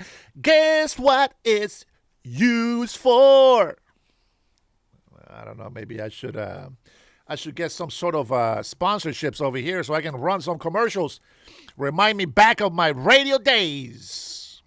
You are watching here the Dennis Herrera Show with Dennis Herrera, yours truly. And I am glad that you are here with me. Let's go. Line in their pockets. Build a ballroom. No, I'm talking about taxpayer dollars, not donations. Taxpayer dollars. Cliffy, stay with me, buddy.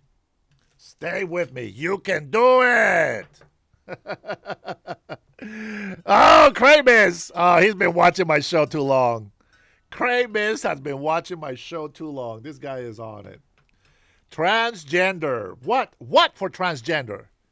Yeah, that's right. It is $600 million. Let's see. Is far better than a couple trillion to the national debt. That is true. This is true. But we're talking about local government, trying to hold everybody accountable, and then we'll break out to the president. Okay, we'll try to keep it local here. I want to see if you really understand how this affordability problem happens. Okay. I want to see if you really know. So tell me, okay, so Kramer says $600 million. It's being used for transgender. But tell me what? What do you think is being used for? What can transgenders do? Cliffy, please, bro. Don't insult my intelligence. I'll tell you what, there's a delay on my chat, so you guys probably answered this already. But let me just tell you this. Let's see. Penguin. What does Penguin say? No, it should be the opposite way. Hold the criminal president accountable and then move down. I don't think so. I don't think so. Listen to me. In a family household, and I have to break it down to the smallest group so that people can understand what we're talking about. In a household, you have the parents. The parents work for the money. Okay? The parents work for the money. What do you think should happen in the house in order for the parents to continue to focus on providing for the family and making sure that this family continues to move forward? All right, Cliffy, thank you for stopping by. Get the hell out. Bye-bye. Think about this. Let's say that the wife or the husband, one of those works and provides money for the family. What do we ask in return? I need to have a clear head. I don't want to be stressing. I want to make sure that I am providing the best that I can for my family, and I need my kids to be obedient. Okay, so my kids got their part. So my kids, they have obligations. Okay, if I tell them you got to clean your room, and by the time I come back, these dishes better be done. They have a responsibility. You understand? They have a responsibility. My son, I need you to go pick up after the dog. I need you to mow the lawn, etc. That's a responsibility. Now, I'm still providing for them, right? I'm doing my job. I'm still providing for them. Whether I get the steaks or not, I'm still providing for them. So all I'm asking for them is to do their part. Now, the problem is with the local government, what they do is they are incompetent. And I want you to understand that this is something that you don't understand. So the president is doing what he needs to do, and even if we have to tighten our belts with food, he's still working. He's still doing what he needs to do. Your job is to make sure that you take care of the local people, your city, your county, your state. It's that simple.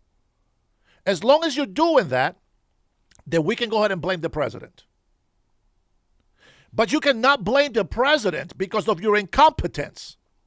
There is a big, huge difference.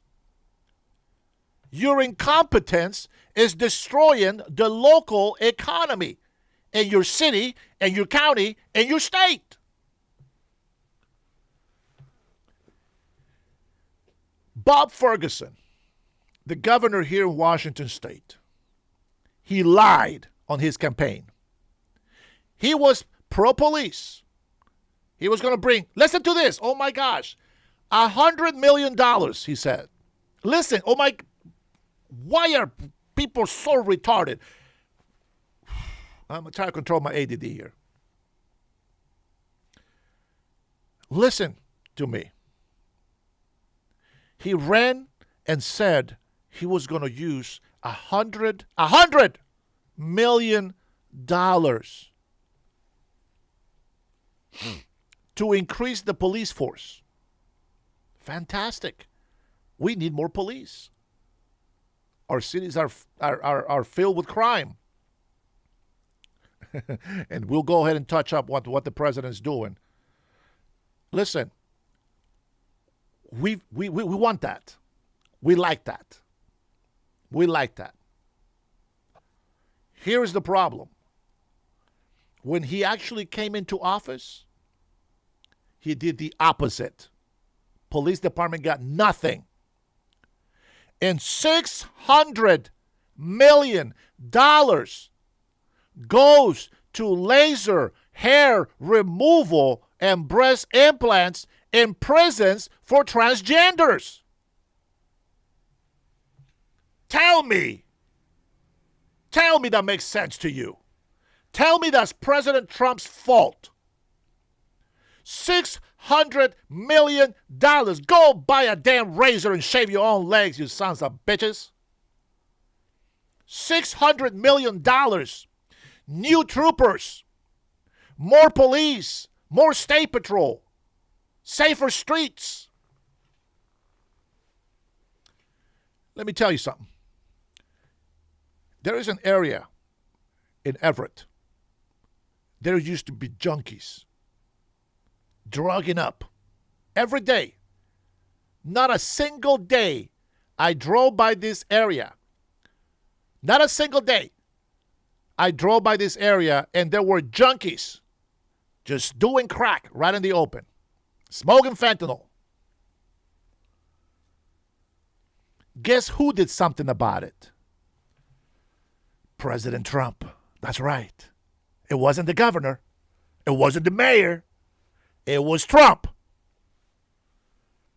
And he put Kash Patel, and I know you don't like her, but Christy Noem. That's right. And they put ICE and the FBI agents to work together.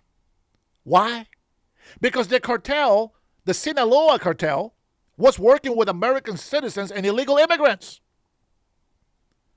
And they seized tons of drugs, cocaine, fentanyl, etc. I go by the same area. No more. Why? Because somebody is doing something to help us. But the local government gets no credit for this because they fight us every step of the way. And they tell you that you have a $9 billion budget for 4 years. And within 1 year, they spent it all. And the worst part is no accountability. We'll take a break because the wife is calling, and I'll show you this clip here. here. I called this today because there's just a lot of rumors going around about me, about my family. And, you know, unfortunately, this is not the first time. I had to deal with the same BS in 2024 and 2023 when they ran millions and millions of dollars of smears against me, lied about my family, and to same damn people again. Carrie Lake, Chris LaCivita, bunch of political operatives. They couldn't do in 2024, trying to do again in 2026. So I want to make a couple of things very clear. Number one, Eric Swalwell lied to all of us. He lied to the most powerful people in this country. And they trusted him. They trusted him with some of the most sensitive spots in our government, whether it was on the Judiciary Committee, Intel Committee, impeaching Donald Trump. And that clouded my judgment, my friendship with him, our family's friendship together with him clouded my judgment. And I was wrong. I deeply, deeply regret that. The women that came forward are courageous, and they still deserve justice. But to be clear again, I also had no knowledge of predatory behavior, sexual assault, or harassment. And unfortunately right now, the same people that are attacking me in 2024 are using this horrible situation that's been thrown upon these women, thrown upon Eric Swalwell's family, and using this as an excuse to politically attack me, lie about me, and lie about my family. And I will not take that lightly. So with that, I'll gladly take any questions, because we're here, and I'm not going to let the same thing repeat again. We're not going to rush out, so don't worry. Congressman, thank you so much. Swalwell have called you his best friend. You have never asked him about any of the rumors that have been swirling around Democratic politics of his inappropriate behavior? I did. Look, we knew each other differently from everyone else. My family and his family were as close as it gets. Our kids were in baseball camp together. You know, we had dinner together as a family. It was entirely different, I think, what people understand. But when there was rumors going around a couple weeks ago, not of the full extent what I read in San Francisco Chronicle, I did ask him, and he lied to me. He knew that I just came off a very, very hard campaign for 2 years, where they lied about me and my family for 2 years. He manipulated me to have the same sentiment that I was having back in the day and used that as an opportunity to move me to defend him. A couple of days ago. How did you not know about the allegations? So considering you chaired his presidential campaign, wouldn't some of this have come up? Some of those allegations predated when he ran for office. Again, this man led a double life. He lied to us. He lied to his family, lied to his constituents. Some of the most powerful people in this country, you know, even before he ran, he was trusted with some positions that normally we would never think someone like this could do if they're leading that double life. And again, I was manipulated, I was lied to, and everyone else was too. Senator, would you release any text messages you had with Eric Swalwell to prove your innocence here? Anybody that asks, or any legal proceedings that need it, will get whatever they want, without a doubt. You'll release all your documents? Yeah, any legal proceedings, the ethics interviews, or if there's a subpoenas or anything else, legal proceedings, anything else. If you get sued, we'll release everything without. I just want to understand when you called him in light of these allegations coming forward, and then when they did grow more serious into sexual assault. Yes. Did you call him again and ask your friend, did you lie to me? No, I called him the day, a few minutes after I read that article, and I told him drop out. Which article? The San Francisco Chronicle article. Drop out. And you didn't speak to him then when CNN put out reporting that was much more serious? I don't remember the timeline, but as soon as I read about the San Francisco Chronicle article, like a minute afterwards, after I got off stage, I called him and said it's time to drop out. What did he say? Is this true? Is this not true? I told him to drop out. He denied everything. I told him you have to drop out. We'll start taking back too. There was a video online that surfaced of Eric Swalwell making out with a woman sitting next to someone. Was that you sitting next to him? This is an example of the lies. No, I was not sitting next to him. I was not in the room. I was nowhere. I don't even know where it happened. This is exactly what I'm talking about. Chris LaCivita and a bunch of other right-wing political operatives are pushing this narrative that somehow I was in that room with Eric Swalwell, and that is an absolute lie. Congressman, you have future political ambitions. How can people trust you to run for higher office if you didn't know that your best friend was engaging in even inappropriate behavior? I messed up. I'm human. I trusted this man. I trusted him to watch my children. I would watch his children. He knew that I had just gone through the most bruising campaign where I was accused of being a mule for the cartel, where my kids were subjected to TV commercials about what an awful human being I was. And he knew how to prey on that. And I was a loyal friend to someone that just was not loyal to me. And so have you spoken to the congressman since he announced his resignation? Since I told him no. Have you conveyed your feelings towards him? Since I told him to drop out, I have not spoken to him, and I'm not Just to be clear in your statement, because yesterday in your statement you said that the women who have come forward deserve to be believed. Do you believe them, or do you believe Eric Swalwell when he says these allegations are false? Oh, I believe the women 100%, and they deserve justice. What is it that you believe about the women? Because you said you never saw these allegations. No, I had no knowledge. You had no knowledge of it. Yeah. So did you ever, what about any sort of position that he may have put himself in? Any compromising position? Was he drinking excessively? Was he around younger women? Did you see any of that? I didn't see that, but look, we all heard rumors in Washington, D.C. about Eric Swalwell for many years. And my family, again, was with him all the time, with his wife, with his kids. And we saw a different side of Eric that I never saw. And when I asked him about some of these rumors that were starting on the internet, a few weeks back, he also denied it and said the same thing, like the same thing they tried to do to you is in 2024 is what they're trying to do. Congressman, you just said you found out about them. One second. 1 second. Do you understand why people? I know, I'll take somebody there. Do you understand why people might be incredulous about that, given the fact that you guys were roommates for a time? We were never roommates. That's a lie. You chaired his presidential. You were close to him. You were best friends. Do you understand why people just might have questions? Yeah, absolutely. And this is why we're having this press conference right now. Congressman, can I just clarify? I'm sorry. I'll take something, and then we'll take something. Senator, are you worried? Are you having to explain to donors and to candidates that you have endorsed the stuff that you're explaining to us now? And are you worried that you could be a political liability for people who in 2026? Look, at this point, all I care about is, number one, stopping the lies that are happening about me and about my family. Everyone else can make their political calculations. Fact is, this has been awful. It's been an awful situation for the victims. It's been an awful situation, again, for Eric's family. It's been an awful situation for my family. We've been betrayed. We were lied to repeatedly and manipulated for many years. Congressman, can I give you an opportunity to clarify? One second. You said you were hearing these rumors for years.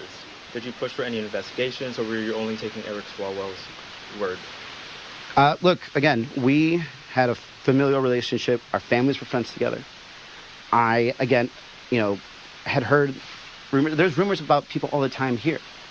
And when you see people in power, in senior to you, that are putting them in these very sensitive positions, Intel Committee, Judiciary Committee, they trusted them to go after the President Trump.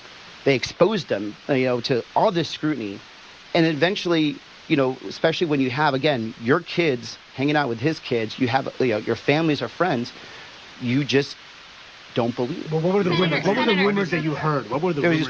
It was flirty. That was flirty. And that was when? About what year was it? I mean, that was through. We've heard that. We've heard that throughout. Senator, you just said. Thank you so much. I want to clarify because in the beginning, we'll go back there. Yeah. In the beginning, you said when you first heard these rumors a few weeks ago, that's when you called him. Then you said you've heard these rumors for years. So which one is it, Senator? So I heard rumors of him being flirty. And that wasn't an issue enough for you to not trust him to watch your kids or be close with him? Because, you hear this, and then when you're close to somebody and you know his wife, you see this. You see that relationship. You know that, it maybe just isn't true. Have you asked him about it prior to this few weeks? I asked him about it a few weeks ago when it started coming up online. Yes. Why, when you ask him about it, if you're running his campaign, sir? That she had no idea about these rumors circulating about him? Yes, look, Speaker Pelosi has known Eric even longer than me. And again, she would never, ever put someone like Eric in a sensitive position like Intel Committee, which she prides herself being a former member of the Intel Committee. She would never put him on the impeachment trial and potentially get the impeachment trial of Donald Trump in trouble. She would never do that. She, like many of us, were lied to, were manipulated, and we're all dealing with the fallout of that. I'm sorry. Yes. Do you think, does this make you more likely to be I got to like vet like friends closer now. This is like, again, I let this man into my family. I trusted this man. And through some of the hardest things I ever had to deal with, I trusted him with my family. And it hurts. And it hurts the fact that he hurt a lot of people. And it pisses me off that now we all have to deal with all of his BS, his family, the poor victims that are still going to have to seek justice. And, of course, this is a horrible situation. What do you say to someone? Sorry. Do you have a message for these victims of this? Yeah, I'm sorry. To begin with, I'm sorry that we didn't listen closer, and I want to make sure you get justice. I know he resigned. I know he obviously quit the race, but that doesn't bring closer to them. And I want to bring them justice, and we'll be here to be helpful. Sir, should you have acted when you first heard these rumors? Should you have acted when you first heard these rumors several years ago? The rumors I heard were that he was just a flirty social guy. That's it. And when he was married and when we were together as families working together, I fell on the fallback that this is not the man that I'm hearing about. This is not the, when you're out with a man, when he is, taking his kids to baseball games, when you see them together, you start creating in your head, like, that's not the person you have. And again, I was lied to, and, it clouded my judgment. Our friendship clouded our judgment every time we went out to dinner, every time our families were together. We would literally pick our kids up from schools, from practice together. Like, this is not something that just happens overnight. Did you ever ask for people who are outside of Washington, seeing the online discourse, hearing the coverage that says, well, people heard rumors, even what you're saying, people heard rumors, but we didn't know how bad it was. We didn't know. I mean, what do you tell them as someone who's been a member of Congress for so long? We know that there are other people that are spoken about this way. What role do you take as someone who's heard rumors now? Do you think differently about former colleagues that you've heard this about? I mean, look, I think we have to be honest with ourselves. Like, I think a lot of people in D.C. treat these kinds of rumors as just like part of the course of playing, here or something like that. And no one, ever thought that the accusations were of the nature that came out in the San Francisco Chronicle article, or even of harassment. But the other rumors were just as serious, and we should have figured out how to approach that. But the other stuff we just didn't know, and we have to give you an opportunity. So, Congress rewrote the Congressional Accountability Act in 2018 in response to the Me Too movement. How is this man able to get away with this for so long and get so far in Democratic politics, even in the midst of the Me Too movement? Well, it means that we have to go back and make that better, because clearly there's holes in this. Or number two, that we haven't created an environment through the legislation to make women, especially staffers, feel like they could come and talk to somebody and not have any repercussions. How did we get this far? It's because every time there was an opportunity, I think, for him to be exposed, it wasn't, and it just kind of kept on going. So 2018 happens, and then he's also then quickly after that on the impeachment committee. He's on the district committee. He's on the intel committee, right? You have friends that have known him forever. You have, we had 20 members of Congress that supported him for governor. At some point, because there was no break, and because there was all these ways that kept on saying, well, if he did something, why would he be on this committee? Why would someone brought it up?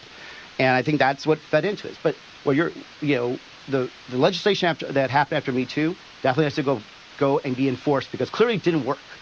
Senator, We're going to keep working our way back. If you're saying that yourself and others didn't believe these rumors, then why was Swallow's downfall so swift? Why did you call him a minute after? It would seem like you had maybe suspected that there might be some truth to it. As soon as I read the article, and that, number one, first of all, that she was a staffer, that was done, right? So even before, everything else, but the fact that she was working for him that right there is a reason you need to drop out before even anything else, because that was inappropriate. It was it was harassment. He had power over her. He had power over her career and her decision making. So even if I didn't believe everything else, that was true. We knew it was true, and that's why I told him you had to get out. Senator, and then you go further, and you talk, and you see, medical records, and multiple people. So that was pretty cut and dry to me. Senator, you mentioned needing more changes in the wake of that 2018 change. I'm wondering what steps you have taken or will be taking in your own office to make sure that staff feels more comfortable coming to each other. Because we know part of the problem here is that there are 530 some offices, people all talk, and everyone is worried that if they bring an allegation like this to the forefront, you're not going to be able to get their things done. Yeah, so I've been thinking about, first of all, we're going to try to get our staff together, kind of figure out what that is. But I do think there needs to be some level of independent, whether it's here in the Senate or in the House, there needs to be some other independent organization that is not employed by anybody in our office that gives, these staff, and it's not just women, staff, protection, whistleblower protection, as well as the ability to be able to go outside the kind of internal HR circles. And I think we just have to keep on looking at ways to keep improving this, as well as I think every office has to actually sit down with their staff and try to establish a attitude of, like, if you feel anything, if you feel threatened, if you feel harassed, like, here is who you should talk to, and here are the avenues to do that. But I do think, it is clear after 2018, after Me Too, after this, we need to have some level of accountability that is independent from these offices, or else I do think it will continue to happen. Senator, you referred to... We're going to keep working that. Yeah. One, just to clarify, you've never witnessed Swalwell commit an unsafe Bro, act. move your hand. I've not. And second, do you feel like D.C. and the Congress, the culture around Congress and looking around, separated from the spouses, does that foster an extra securely environment for sexual misconduct? So he's not. His family lives here, so I can't speak about that. But I do think that there's an environment here that needs to improve, and that is, about members of Congress hanging out with their staff, and I think that creates a problem, and I think that is an environment that does kind of create this situation. Again, it's not the staff's fault. It's not these women's fault. It is his fault. It is the fault of people like him who have power and abuse it for whatever they want to call it, their benefit. Senator, I want to give you an opportunity because you mentioned lies. Don't worry, we're not running away, so we'll keep going. Senator, can I ask you mentioned lies? Right here, and then we'll go this way. Have you had any discussions with Leader Schumer or anyone else in Senate Democratic leadership in the recent days about the situation, or do you plan to? I've spoken to Senate members on the floor, and just started talking to them about what I saw, and then going forward, about what has been happening more than anything else. And then going forward, I will be talking to Schumer and see if we would come up with any ideas, kind of like what I said, of like some level of independence to give, staffers and people affected an opportunity to go talk to somebody, because some of these people are also could be, the people that used to work for him or something of that nature. Yes, I apologize. Thank you. No, thank you. You mentioned lies and rumors when you first came out to talk to us. Have you ever engaged in any inappropriate sexual misconduct or behavior toward your staff, other women outside of your marriage? No. I want to get back to your time on Eric Swalwell's campaign and furthermore his run for governor. As you know, every campaign does opposition research. So even if you heard these rumors, why didn't they raise any red flags? So first, as I said before, I knew Eric totally different from everybody else. It's just the truth, right? Like when you break bread with somebody, when you are with somebody every day, when you go through some of the hardest moments of your life and trust somebody with that, you don't think about this other process of vetting, right? And that's what happened. That's exactly what happened. And then when he starts running for governor, and then stuff starts, percolating, he knew exactly what to say to me. It's like, this is the same thing that they were doing to you. And he knew I came off a horrible race where I had to answer to my family, I had to answer accusations to best friends, to my kids. And he fed into that. He fed into it, and I fell for it. like everyone else, I fell for the lies. I regret it, but that's what happened. Looking back at it, when you first heard these rumors about flirtatious behavior, should you have done something differently? I think I should have talked to him about it. I think I should have told him, this is what I'm hearing out there. And I think, you should know about it. And if you're doing it, stop. I fell into the trap, again, because I think I was too inside the family bubble that I just didn't think it was that. And certainly did not think of, I never would have imagined it was to the point where we saw right now. Even, like we're talking about harassment of staff. I never would have imagined that. And I never heard actual accusations of harassment of staff or predatory behavior towards staff.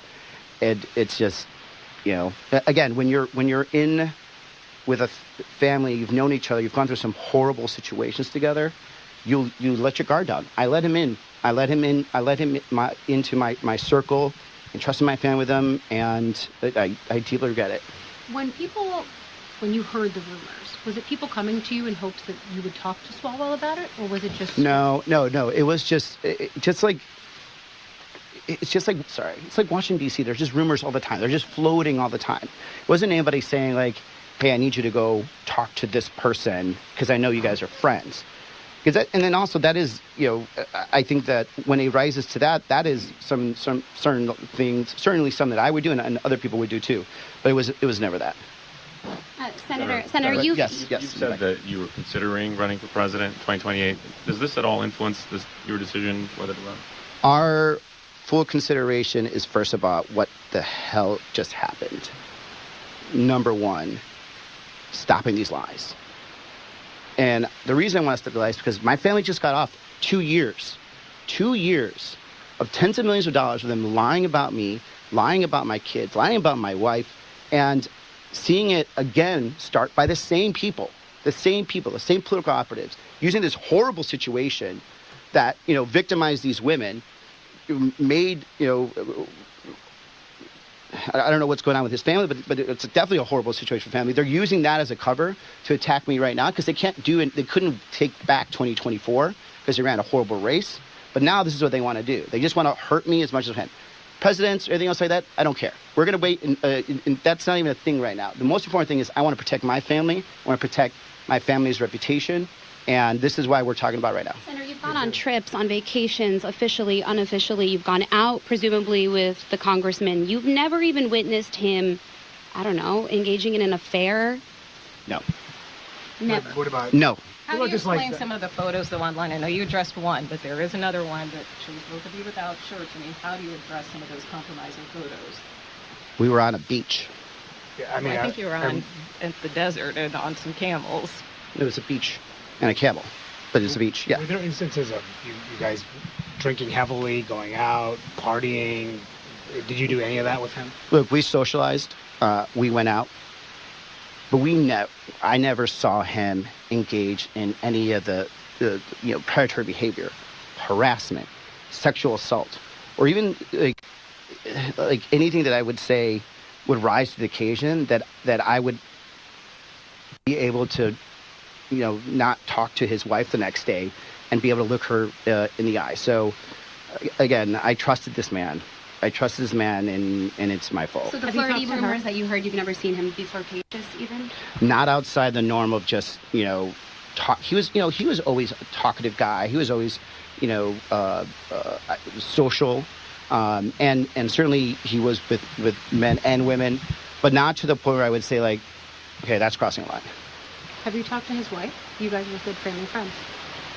No, no, I have not. Wife? My wife did try reaching out, yes. Yeah. How does your wife feel about all of this? I mean, she's re-traumatized for a couple of reasons. Number one, we're living through 2024 again. Number two, our family feels betrayed. I mean, we had, our families were close and we let him in to his family, and she feels betrayed. She feels betrayed. She feels hurt. She feels hurt, for his family, for the victims, and still, we hope that his family is good, But yeah, I mean, it's just awful. It's a Can you say definitively that you haven't mistreated any female staffers along what the lines of what Julie asked? Yes, I've never mistreated any female staffers. Senator, you said he lied to you, he betrayed you. What's next for this friendship? There is no friendship. Do you plan on communicating with him? No, absolutely not. When someone, it's not even remotely close. Like, if his family, if he's willing to lie to his family, and he's willing to betray, his family, his friends, his constituents, there is no friendship. There's no friendship. What was your conversation? Does this force you to reconsider rumors you may have heard about other people in Washington? And separately, does it force you to reconsider any behavior that you might have engaged with that might have been mean by you as social, but that could have been interpreted in another way? Yes to all of that. I definitely look at the world in a different way now. I certainly am going to make sure that I'm going to take personal steps and office steps to make sure that we don't even get close to a gray line, because first of all, that's not who I am. That's not my character. My family knows who I am. They know my values, and I'm not going to allow that to happen. And I do think, that Washington, D.C. has to have a bigger conversation about how to continue to change the culture, because clearly we did not change it after Me Too. Okay, we'll take a couple of more. Yes. I was wondering if you did phone calls respond to your wife, or did you ever text message, phone calls, and did you give us any about what she So she was, my wife was not able to talk to her. She talked to a friend that answered for her, and just the word that was described is that she was devastated. What was your conversation like with Swalwell, the last one that you had, and what did he say to you? I was very frank. I said, "You need to get out. Get out now." And he said, it's not true. And I said, "Doesn't matter. Get out. Go back to your family. Take care of your family." Because without talking to my wife, but just knowing how close we were, knowing his wife, I knew that it was just like any other spouse, if you heard this news, you would be devastated. And when you say get out, you mean get out of the race or get out of Congress? I meant just get out in general, which just look, this is not a very formal conversation. It was someone who was, I was trying to be as clear and direct as possible. And so it was get out of this, get out of the governor's race, get out of Congress. It was just like entirely get out. Senator, why wait for the subpoena or to be forced legally to release those text messages? Why don't you just do it now, especially since you've called for transparency surrounding Epstein? Look, we have a lot of communications with people. I know for a fact, 100%, and that we have nothing to hide. We have nothing to hide. I'm being completely transparent and honest with you about what I knew, when I knew it. We're here to be open. We're here to answer questions. And, if we are told, we will comply with anybody else. But, there's nothing here to hide, and just exposing more and more is only going to ask more and more and carry this lies going further. I know you said you feel. I know you said you feel. Last one.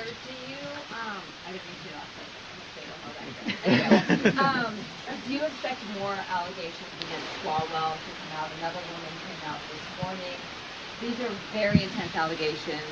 It seems like perhaps date rape drugs were used. Do you have any insight into any of this? And do you expect any more? I just don't know anymore. Again, this is a person that I knew was totally different from what I'm seeing right now. I think for many of us in Washington, D.C., we never would have imagined something like this. We never imagined, how far back or anything of this nature, or especially the seriousness of it. So I can't actually tell you anymore, because the person I knew is not this person. The person that I knew is totally different, and clearly this man has been leading a double life. So it's entirely possible. It just is. And I just don't know that person, and I can't predict what else is going to come out. What's confusing is that there's so many allegations, more could come out. This is a lot of time that this man spent doing all this other stuff. The fact that people who were close to him didn't know the extent of it. So I hear your explanation and that you don't know anything, but it's just really hard that there was no insight considering how extensive a lot of these allegations are. He became very good at being a predator. And he clearly preyed on these women in different positions. And he became extremely proficient at lying to us, lying to his family, lying to his community. The nature of his job allowed him to travel, and we just did not fully understand we just don't. There's just no way we could have seen any of this. It just, again, he lied for so long, led a double life. He was able to manipulate, was able to convince the most powerful people that have known him for even longer than me, that there was none of this was going on, that the rumors weren't true. And after a while, a lot of people just fell into complacency because the rumors never became true. And because, he went after Donald Trump on the impeachment trial. Our dumb political brains think that would have spurred something to come out. Didn't. And but to that point, are there other members that you have heard rumors about that you might now think about talking to or acting on? I think most of the rumors are people that are now gone. But now, if I hear rumors going forward, especially if it's anything of a legal nature, whether it's harassment or that, I'm just going to go to the right authority. But going forward, if I hear of anything of that same nature in terms of flirtatiousness, I will have to bring it up. No one comes to mind right what now? about the formal? No, I'm not even asking for names. I'm just saying broadly. Does no one come to mind? No one right now. Senator, you posted on X defending. What specifically are you talking about in terms of rumors? I mean, you don't have to give the names unless you want to say who these people are. Past rumors of past members being flirtatious. And acting inappropriate one way or the other. Senator, you posted on X coming to Swalwell's defense, essentially downplaying all of the rumors. Do you regret doing that? 100% I regret that. Why did you send that tweet? Again, Eric knew exactly what he was doing. He manipulated me. He, started telling me about this, these, influencers that are doing this new type of attack, and I believed him. And he reminded me of how it was very similar to the things that happened to me in 2024. And honestly, that was triggering. It was triggering for my family. It was triggering for me. And I fell for it. And because I didn't, there was not enough specifics, I just fell. And when he asked me to defend him, I acted like a loyal friend, unlike how he acted towards me. And I did it. And I regret it. I was absolutely wrong. I should have waited. I should have waited just wait to see what happened and just told them, hey, listen, I need to have more information. But I did it. When this was first surfacing in terms of most recently, did you think that any of this was being pushed by any of Swalwell's Democratic opponents in the gubernatorial campaign? And then secondly, I know you feel betrayed and you're still processing all of this, but what do you say to people who feel, when you're listening to your explanation, you're playing victim here? I'm not a victim. The victim are the women that he victimized, he sexually assaulted. To some degree, the victims are his family. And I think also his constituents that he lied to. I'm not a victim here. I am, however, being targeted by a lot of right-wing operatives using this horrible situation. And while I'm not going to, call myself a victim, I'm also not going to let them lie about me, lie about my family. These lies are actually extending not just to me, by the way. And that's why we're doing this. And I will not let them do that. Not again, like they did for 2 years during the 2024 election. Are there any other members that you believe should step down at this time? No, I don't know off the top of my head. I'm sorry. Okay, can I take... Anyone else? Last call. Worry about due process. Let's not use last call. Are you worried about due process not having happened yet? I'm sorry, second. Are you worried about due process? Are you worried about due process having not happened yet? Look, to be clear, Eric made this decision to drop out himself. That he could have taken the option of due process, going through an ethics committee, all that. What I worry about is, what do the victims get? Do they get closure? Do they get justice? Because they're not clearly going to get it through the ethics committee now. He made the decision, and he's living with that he quit. He had the option of due process. He decided not to take it. Okay. Thank you all. Thank you. Thank you. Hey, guys.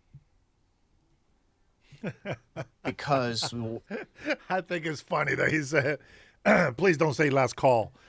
if you know what that means, it's just last call for alcohol. That's what that is. I think he was right to say, don't say that. Well, here we go. So I think that he is being honest. I believe him to a certain extent. I think he's being honest. He's definitely covering his tracks. He definitely realized that he put his trust in the wrong person. But as Brian mentioned here, it's what is crazy is that's right.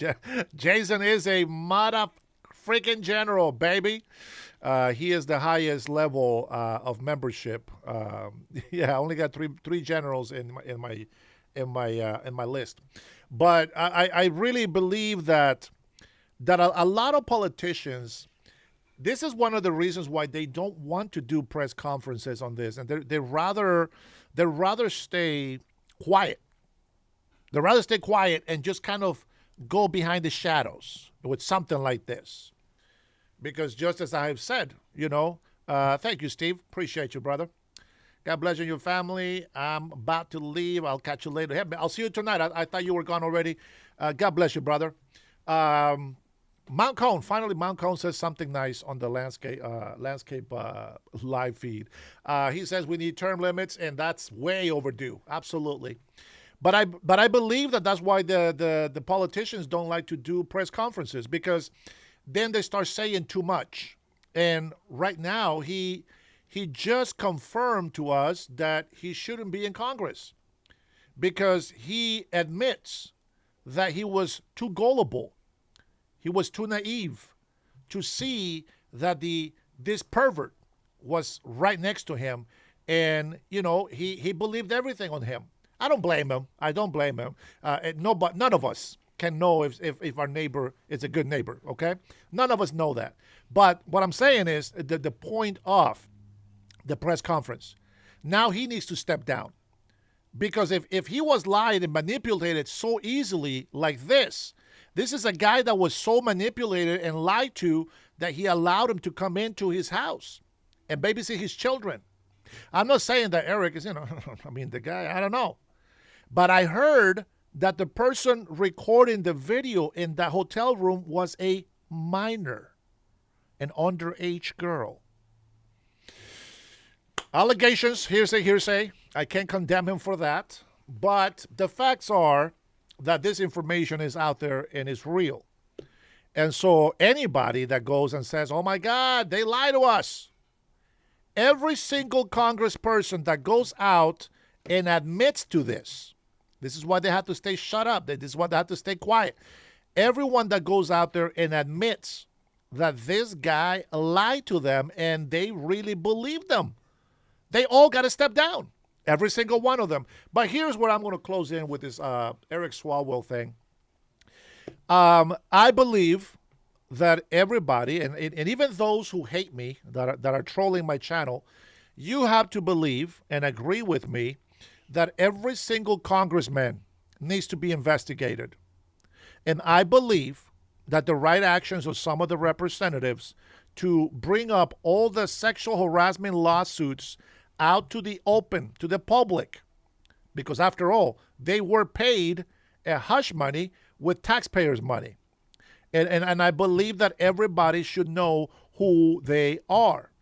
And if there is any women out there or victims, well, maybe a guy, who knows, But if there are victims out there, come out and say something.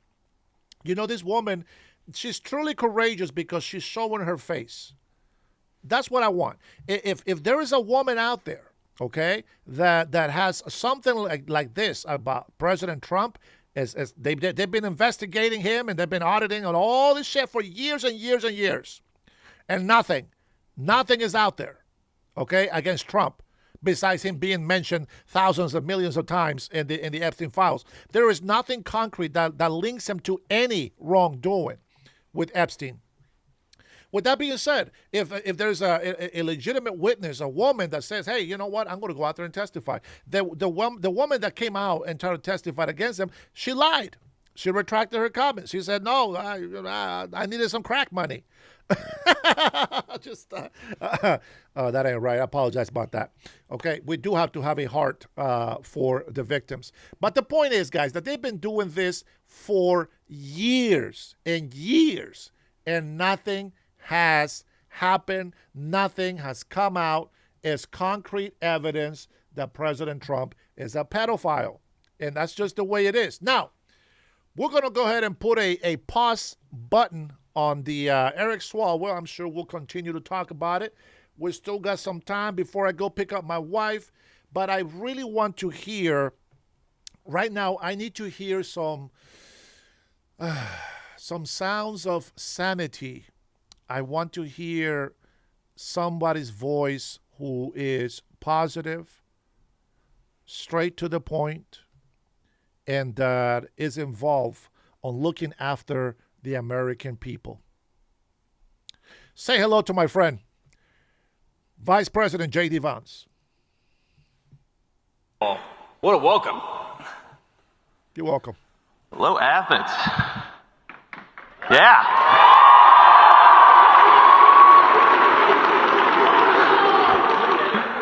I think that's their thing.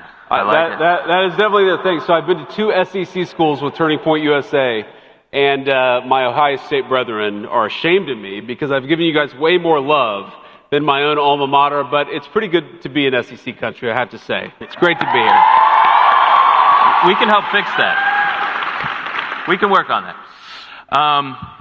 So for those of you wondering why I don't have really flowing, long, blonde hair right now, so I'm going to address it right at the front. Mr. Vice President, I'm on stage here instead of our friend Erica Kirk. That's right.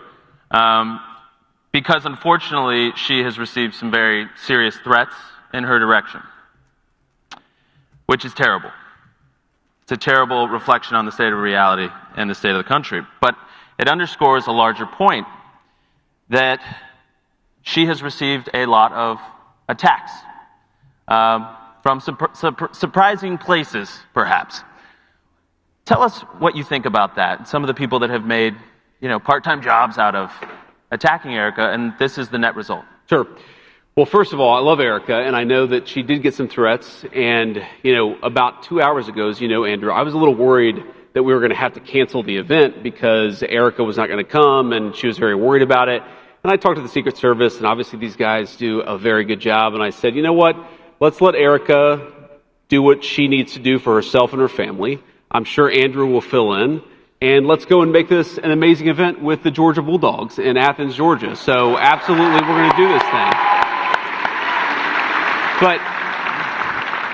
But look, I mean, in so many ways, when did Charlie die? It was mid-September, I believe. September 10th. And in the past, that's right, it was the day right before September 11th. And in so many ways, the past 6 or so months have been two separate living hells for Erica Kirk. And the first is, of course, that she lost her husband. She lost the father of her children. And I'll never forget this because, I mean, frankly, I think a lot about it because my wife is now pregnant with our fourth baby, is when we went and picked up, thank you. But when we went and picked up Charlie's body in Utah, and of course you were there with us, and I met Erica and I met the family. I mean, I met his parents and his little sister. And I just think about that moment and where she was so broken.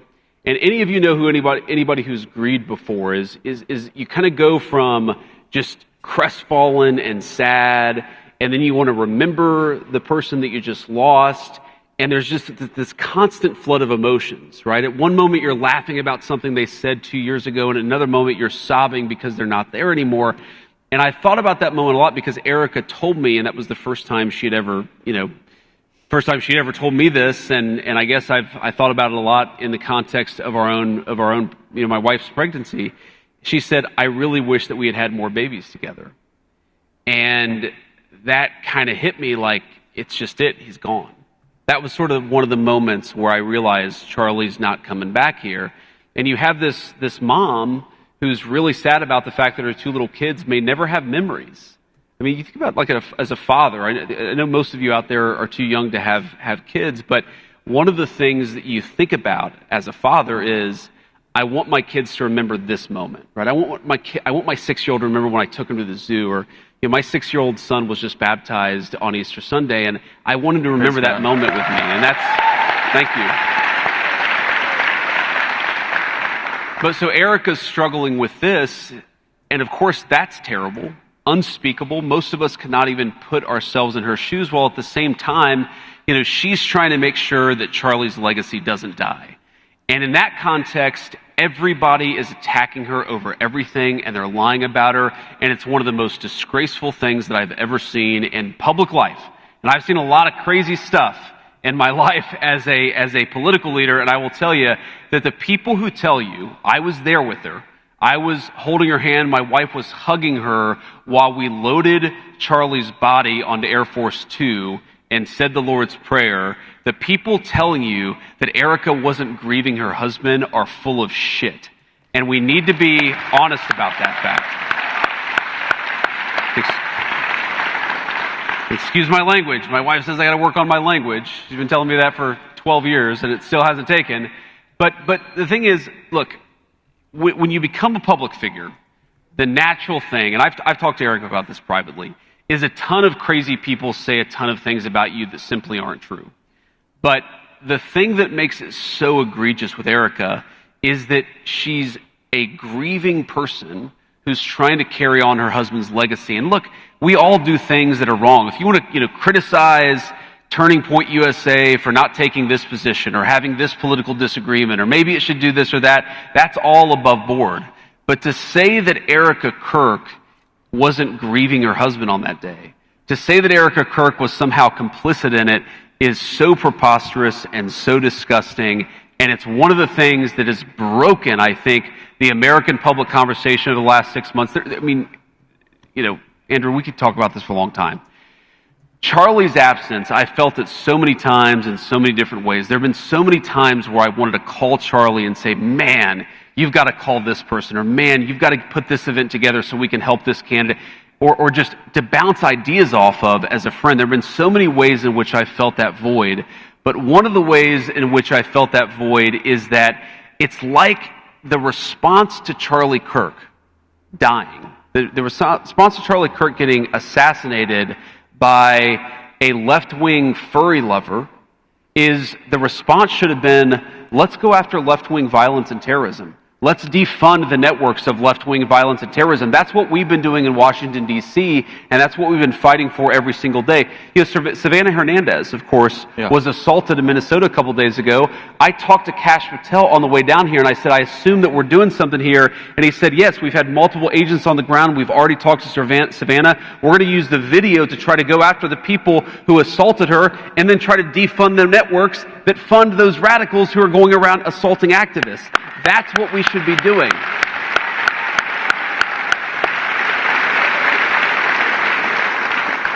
And I know that politics is hard, and I know that it's challenging, and I know that things aren't always easy, and we're going to have disagreements even within our coalition. But if you're going after Erica Kirk and not the people who are trying to destroy the United States of America, you're part of the problem, not part of the solution. Yeah, amen.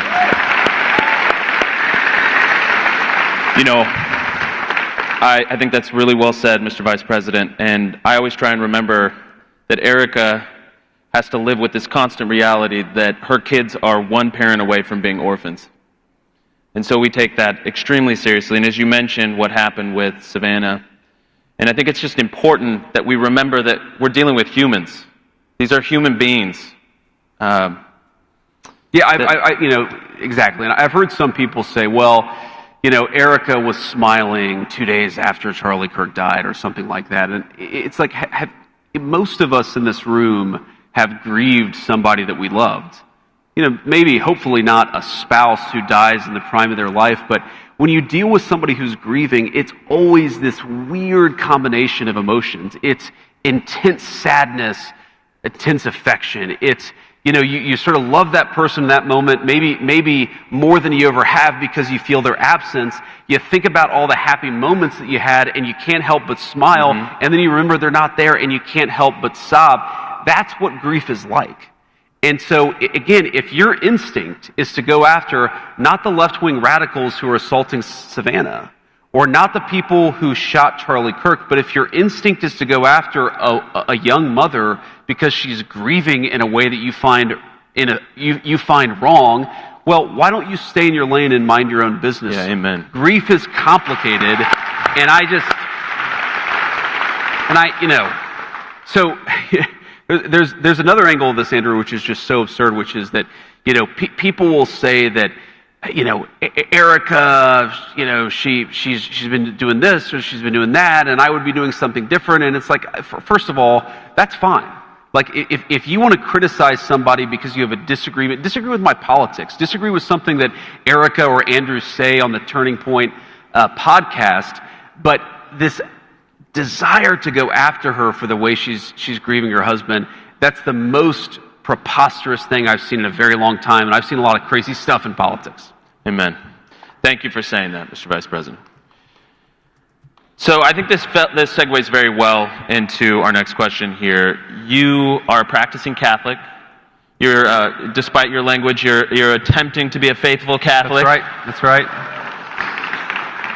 I think it was well placed, if Thank you. If I may say. It. I'm sure you've seen that the Vatican and the Pope and the President have been in the news lately. So as a Catholic, what does it feel like to be, in the middle of that? I thought it was going to be an easy question. This is kind of a tough question here. Nope, no easy ones there. So here's the thing about this. So first of all, you will sometimes hear people say, well, the Vatican, the church, whether it's the Protestant church, the Catholic church, they should preach the gospel, they should ignore public policy. I actually don't agree with that. I actually think that it's a good thing when Christian leaders, whether they're Catholic or Protestant, part of preaching the gospel is talking about how the gospel applies to the issues of the day. So I've never been one of these people who say that you should never have, Christian leadership not talking about politics, or frankly, political leaders not talking about their Christian faith. But I do think that we have to remember that, each of us has our own role. I'm the Vice President of the United States. The fundamental way I understand my role is that I'm trying to take the lessons, the moral truths that are rooted in Christianity, and I'm trying to apply them to a whole host of complicated real-world scenarios. Thank you. So my job is to apply moral truth to try to do the best thing for the American people. That's my job, and that's the President of the United States' job, and of course, he's the person who leads our administration.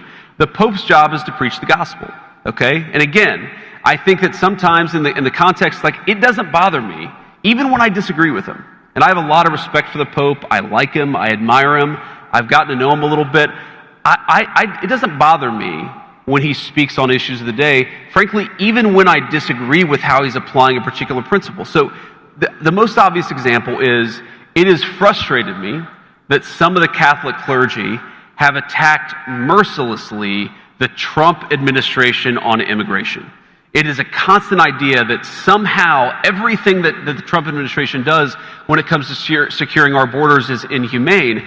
And my constant response to that is, how is it humane to allow drug traffickers and sex traffickers to bring little kids across the southern border? Amen. How is that humane?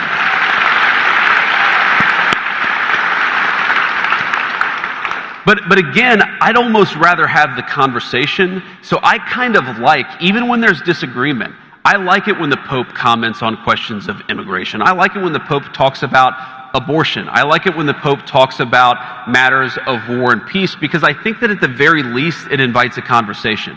So I think some people, their reaction to this is to say, well, he shouldn't have said that. And look, there are certainly things that the Pope has said in the last few months that I disagree with. Let me just take one very concrete example related to this conflict in Iran. So the Pope said something where he said, and I'm gonna try to remember the exact quote, but he said that God is never on the side of those who wield the sword. God is never on the side of those who wield the sword. I'm pretty sure that he said that exact statement. Now, on the one hand, again, I like that the Pope is an advocate for peace. I think that's certainly one of his roles. On the other hand, how can you say that God is never on the side of those who wield the sword? Was God on the side of the Americans who liberated France from the Nazis? Was God on the side of the Americans who liberated Holocaust camps and liberated those innocent people from, those who had survived the Holocaust? I certainly think the answer is yes, and I agree. Jesus Christ does not. I agree. Jesus Christ certainly does not support genocide. Whoever yelled that out from the dark, he certainly does not. I think that's pretty easy. I think that's a pretty easy principle. Okay, so here's a guy. Let me just say this. This is a guy.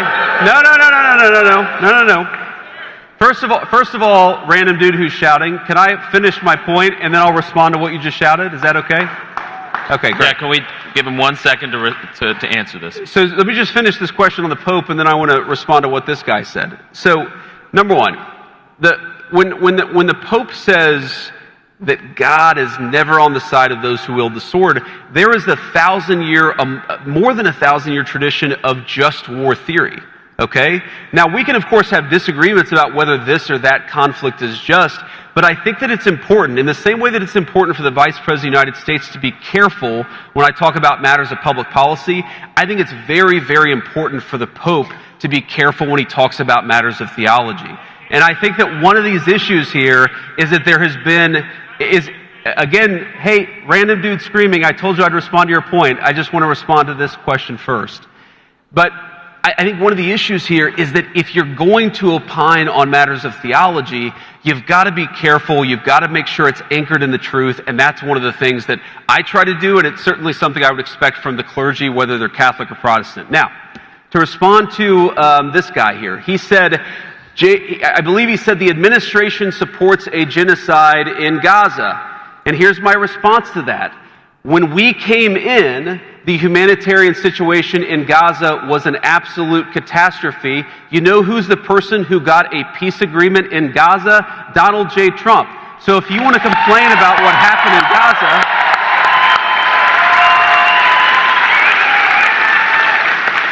so if you want, sir, to complain about what happened in Gaza, why don't you complain about Joe Biden and the last administration? We're the administration that solved that problem. And by the way, not only was our administration like the administration that solved the problem, but the president. Excuse me, sir. Right now, you see more humanitarian aid coming into Gaza than it has any time in the past 5 years, because we have taken that situation seriously. And that's one of the things that I'm proud of about our administration, is whether it's there or Thailand and Cambodia, we have consistently tried as much as we can to solve these problems, not just complain about them like the guy who just ran away angry.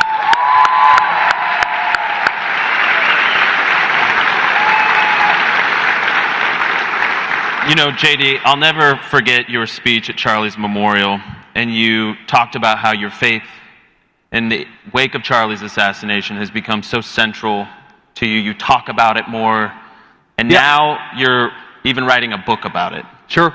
Tell us about it. Yeah, what's it called? It's called the Wake. Well, it's called Communion, and I think the subtitle is Finding My Way Back to Faith. Yes. And here's why I wanted to write this book, Andrew, because I think that, like a lot of you, there was a point in my life. I mean, you're probably this is probably a much more Christian audience than maybe I was when I was a 22-year-old college student. I just got out of the Marine Corps, and I realized that I was sort of winning this game of life in one sense, and I was losing it in the way that mattered. And, I was raised in a Christian household. I was raised in a very sort of Pentecostal family. Our church had really good music and amazing people. And one of the things I love about evangelical culture in the United States of America is just how welcoming it is of everybody, right? And you know that. You're an evangelical Christian. And so the thing is, I hadn't been properly formed in my faith. And so I got to the Marine Corps, and by the time I left the Marine Corps and it was starting college, I called myself an atheist. And I kind of went through this period of being an angry atheist, and then I realized when I got to a point where I thought to myself, what actually matters in life? It's not getting into law school, which I had done. It's not making a lot of money. It's not credentials. It's not good jobs. It's being a good person. It's, I'd fallen in love with this, thank you. I'd fallen in love with a girl, and that girl eventually became my wife and the mother to our now 4 children. And I remember thinking to myself, like, she doesn't care whether I make a certain amount of money. She wants me to be a good husband. She wants me to be a good father. She wants me to be a virtuous person. And I started to realize She wants date night. Yes, she does want that, which is hard when you're vice president of the United States. But what I realized is that the philosophy of secular liberalism, it was achieve, achieve, achieve. Get as many credentials, make as much money as possible, and that left me feeling empty. And meanwhile, it was this faith that I had discarded as a kid, which actually provided a real sense of meaning and purpose. And then I talked to a priest, and this priest was like, you know what? If you think that the Christian faith is right about all these moral questions, maybe it's right because there's a witness element to it. Like maybe the fact that it's right about morality and about virtue and about sin, maybe that means it's also right about the fact that Jesus Christ was the Son of God. Maybe it's also right that Jesus Christ died and rose from the dead on the 3rd day. Like maybe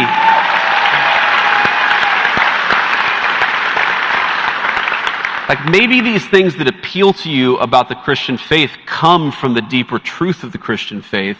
And that kind of got me down a pathway of where eventually I was baptized and became a very devout Christian. And at this point, amen. Thank you. Amen.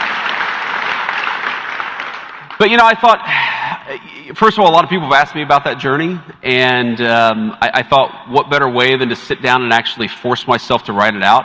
I actually started writing the book back in 2017, right after Usha had our first baby, my son Ewan, who's now 8 years old.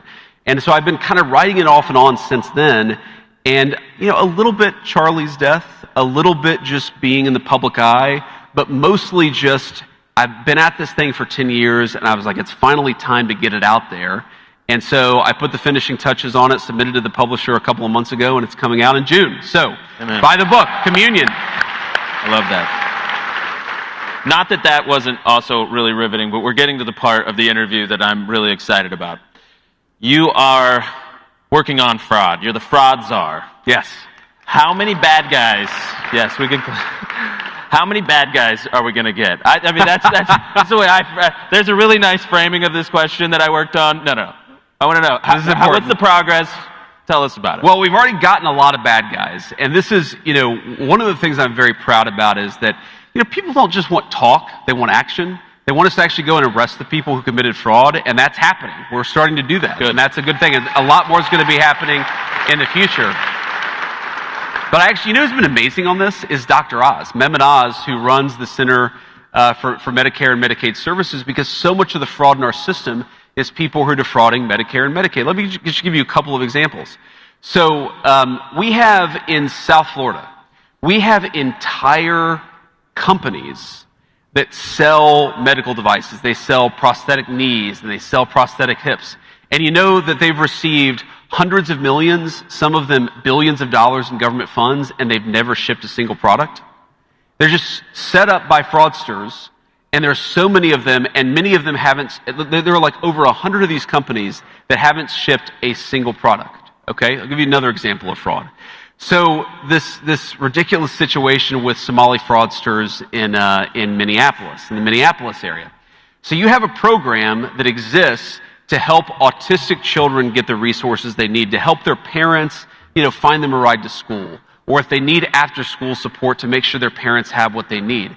And that program has been defrauded by Somali fraudsters who will go in, who will say that we have 3 kids, every single one of them is autistic, there's no verification from the state of Minnesota, so that family will receive tens of thousands of dollars from the taxpayer, and then the autistic children in Minneapolis who actually do need those services, the money's not there anymore because it's been taken away by fraudsters. We've completely stopped the funding to that program, and we basically told the state of Minnesota, you don't get any more of our money unless you verify that you're taking fraud seriously. So we just turned it off. But what Dr. Oz, working with some of the people in our Department of Justice, found is that in Southern California, you had all these people who were engaged in massive fraud against the Medicare system. You had just tons and tons of people getting rich off fraud. And so we had our weekly fraud check-in call 2 weeks ago, and Dr. Oz called in, but he's like, hey, I got to go because I'm about to hop on the bus and we're going to go arrest a bunch of fraudsters in Los Angeles. And I was like, that's exactly what I want you to do. By all means, get off the phone. So we're doing a lot of that stuff. And I think one of the biggest things and the most important things we're doing on this, Andrew, is that there was sort of in the Biden administration, probably intentionally, but regardless, this attitude of if you were committing fraud of under $1 million, you were committing fraud of under $1.5 million, we're just going to look the other way. And the approach that we've taken in the last couple of months is no amount of fraud is too big or too small. If you're defrauding the taxpayer, you ought to go to prison, and anybody who's helping you ought to go to prison too. That's great. I mean, I think this is one of the absolute slam dunk issues. How many of you guys out in this audience care about American taxpayers getting ripped off? Right? This is like a 90-10, 99-1 issue. The guy who was shouting at us earlier, he doesn't care at all about people getting ripped off by fraud. But, I think it underscores a bigger problem, right? Because there's a lot of young people in this room, okay? A lot of you had some very formative years ripped off as well during COVID. You didn't get to do prom. Absolutely. You didn't get graduation. There were so many things taken from you. And, you entered into the college years maybe with a really anemic workforce environment, inflation, historic, life's expensive. What do you tell young people right now that even right now they're wondering, what's the future that I can get? What's the career I can get? Can I afford to have a family, kids, buy a home? What's your message to them right now that have big questions ahead of their future? I think my message to young people who are wondering whether they can afford a family, whether they can afford a home, whether they can afford, kids and the American dream is you guys have every right to demand more of your elected leadership, and my job is to make it as possible for the answer to that question to be yes. And fundamentally, the question you should ask your politicians is exactly that. Are you pursuing policies that make it easier for me to afford a house, easier for me to get a good job, easier for me to get a good education, and easier for me to raise my family in safety and security and comfort? That is the fundamental issue. And the thing that bothered me so much about the last administration, there are all these unique policies that I could sort of point to that were disastrous, and a lot of them were absolutely terrible, but so much of it goes back to housing and immigration and the connection between the two. Under the 4 years that Joe Biden was president, housing literally doubled in value. Meaning, if you're a young person trying to buy a house, it costs twice as much as it did before. And you layer on top of that higher interest rates. That's just in 4 years. Nobody can afford that kind of inflation in the housing market. And one of the biggest drivers of it is the fact that we let in tens of millions of illegal aliens. People who shouldn't have been here, who are taking homes that ought by right go to you and your generation. And so what have we done in the Trump administration? We've shut the border. We've kicked a lot of those people who have come into the United States. We've kicked them out of our country. And importantly, we have actually instituted a ban on institutional investors buying up American homes. Because I don't want...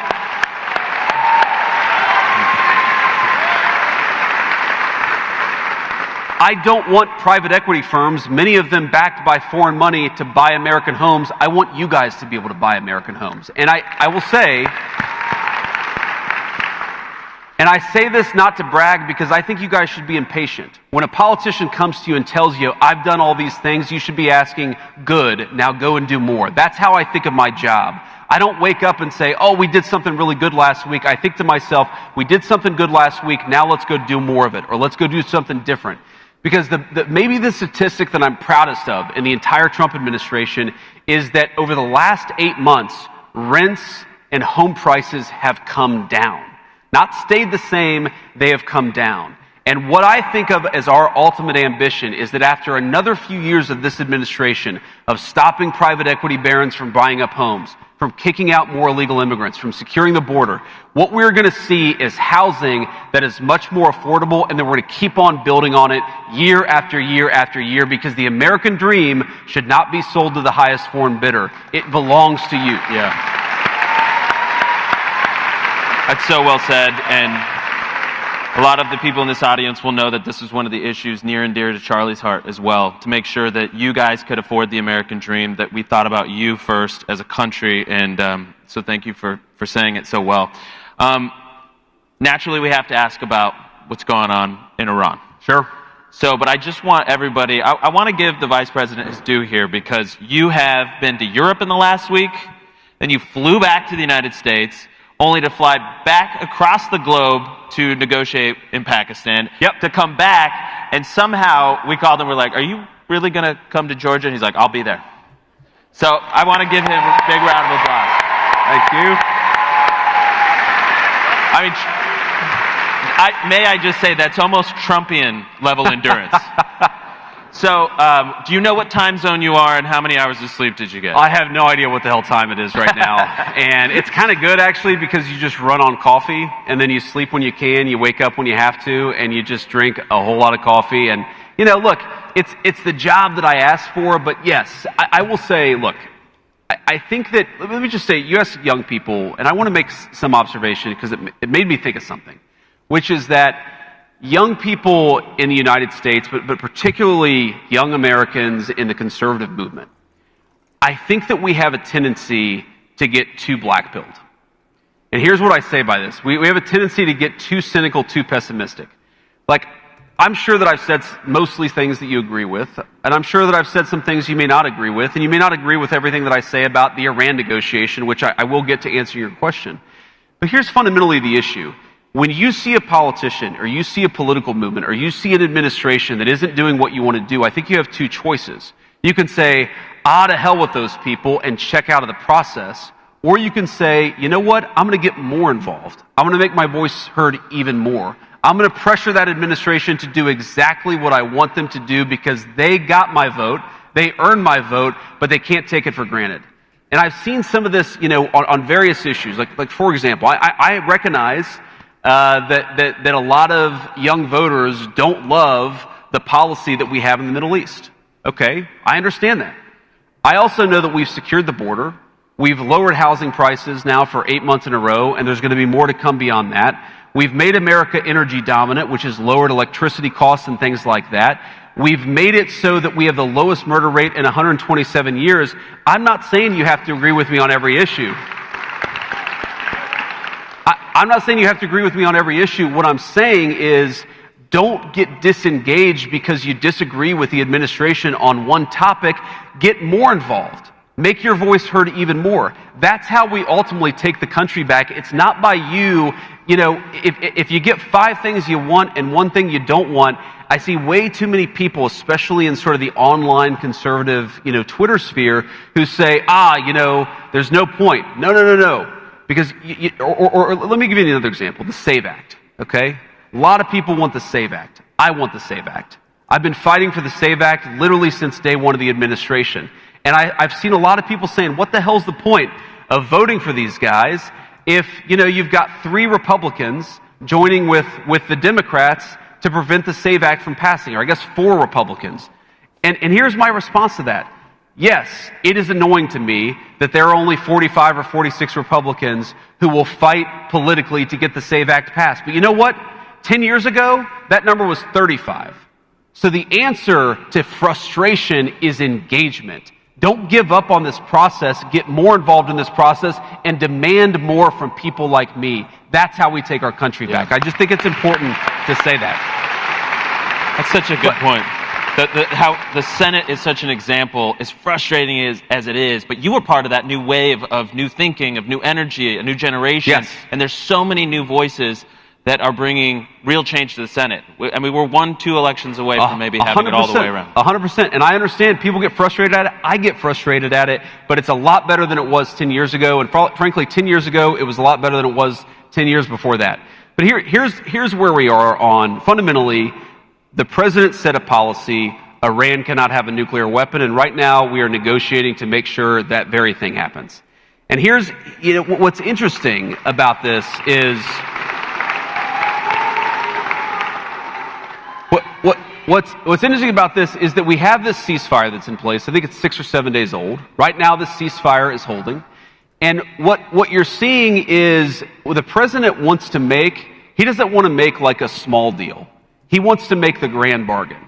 And what he's basically offering to Iran is very simple, and frankly, it's something that no president has had the ability to offer. He said that if you're willing to act like a normal country, we are willing to treat you economically like a normal country. He doesn't want a small deal. And that's one of the reasons why, one, I'd say in Pakistan, we made a ton of progress.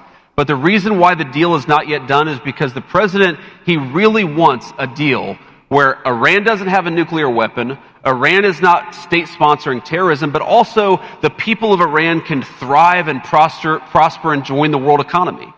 And that's the trade that he's offering. He's saying, if you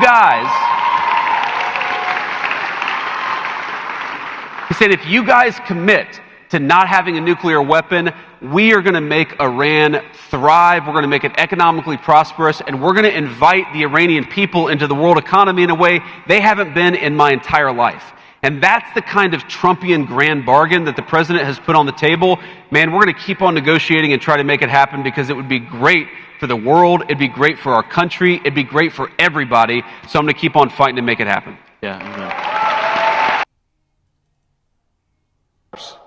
When your enemies, and even some, can you imagine Iran going from death to America to God bless America?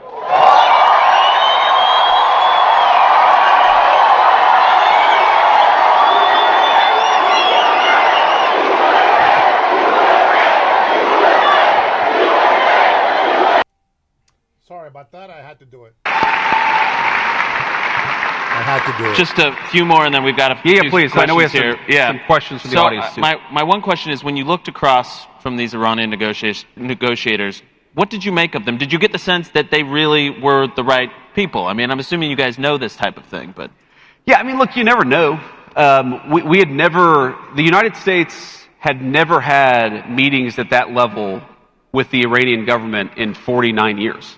Like, it's a meeting that had never before happened. Not Democrat, not Republican. We had never had a meeting like that where you have, the person who's effectively running the country in Iran sitting across from the Vice President of the United States. That had never happened. And what look, honestly, after 49 years, there's a lot of course, mistrust between Iran and the United States of America. You're not going to solve that problem overnight. But yeah, I think the people we're sitting across from wanted to make a deal. And I know the President of the United States told us to go out there and negotiate in good faith. That's what we did. That's what we're going to keep on doing. So you never know, though. Yeah. Right? I mean, I've sat across from United States senators that I thought I agreed with, and, you don't know with those people, right? I won't say who. You can guess. But I feel very good about where we are. Great. All right, so this is the last one from me. Now, a lot of people make a big deal about illegal immigration, and we should. It's terrible, right? And this administration has made historic progress on that issue. I think you don't get enough credit for it. And the problem with immigration, illegal immigration, is once it's not a problem anymore, our memories are about 6 days long, and we move on to the next thing. But what about legal immigration? Sure. And reforming it, correcting it, addressing abuses? Because I look around here and I see a bunch of American students that want jobs, that want homes, that want a space in this country. And I think reforming legal is so critical. Maybe talk about some of the reforms that this administration has done specifically on the legal front. So this is exactly right. And this is 100%, I think one of the first pieces of legislation I sponsored in the United States Senate was effectively to get rid of the H-1B visa, because I cared so much about this when I was in the Senate. And yes, it is the case that Congress has not exactly come along. There, again, to my point about the United States Senate, there are far more people who are sponsoring that legislation today than there were 10 years ago, but it's not nearly enough to get it through. But just through administrative action, I don't think people realize this, the number of new H-1B visas is down about 90% in the United States of America. Like that's something that we accomplished purely through administrative action. And again, it's something I cared a lot about. It's something the president cared a lot about. So, there are other things too. There are ways in which, our visa system is taken completely advantage of. One of the biggest loopholes in American immigration, legal immigration policy, and I'll never forget my debate against Tim Walz, where the moderator tried to fact check me because I said this person is an illegal immigrant. It's like, no, actually, they came in as an asylum claimant. And it's like, if you came in on a fraudulent asylum claim, you are an illegal immigrant, whatever the hell somebody from CBS says that you are. And the asylum process was, there were literally millions of people coming into the United States every single year on false asylum claims. We have those claims down something like north of 95%. So there are all of these things that you can do, purely through administrative action. But for us to really make this stick, look, as much as I don't want this to happen, eventually, hopefully 20 years from now, you're going to have a Democratic president who tries to undo everything that we've done on immigration. That's why we need Congress to codify this stuff.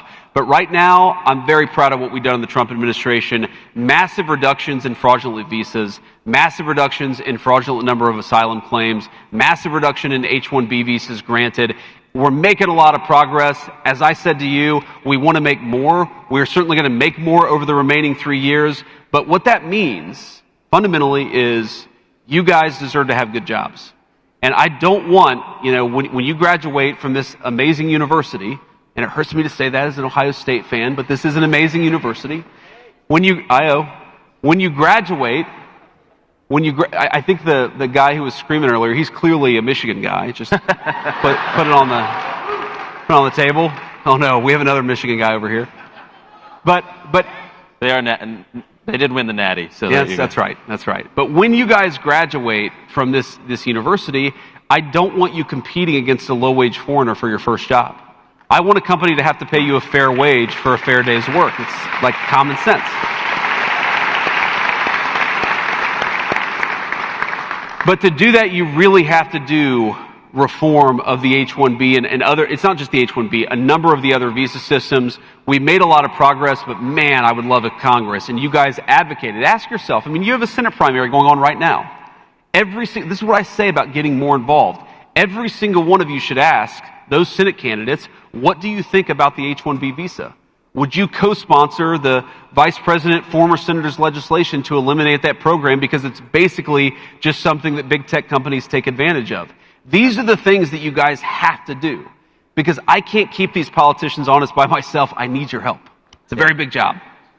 Great stuff. So, thank you, Mr. Vice President. We have some questions. I believe we're ready for some questions for let's do some questions from the audience. Oh, right here. Okay, there we are.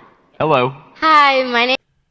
How about let's not and say we did listen to some questions from the audience. I will go ahead and replay the questions from the audience on my second half of the show. But as you guys already know, I have to go pick up Mrs. Herrera, my precious. It's waiting for me. I know that Robert likes to bring it up to my attention, and I appreciate it, but I really want to address a couple of those things, but we'll wait until after, we get the questions from the audience, and we'll talk about it. I want to say thank you guys for being here with me today. Thank you for the likes. Thanks for subscribing. Thank you for becoming members. Thank you, leftist visitors, for not going too crazy. Thank you much. My general, Jason Martin, thank you for all your hard work. Robert, Mike, we'll see you guys later. Brian, there's a couple of things that I want to cover. So just be back later today. I will try to come back as probably a little bit earlier today than I did yesterday, since I came out late this morning. As a matter of fact, I skipped the morning. I started in the afternoon. A lot of things, a lot of errands to do. I got a lot of things to do. I got to prepare here. I got to prepare that. Plus, I got to look good for you. You know what I'm saying? So, thank you guys for being here with me. God bless you. God bless your family. And God bless the USA. I will see you guys on the next one.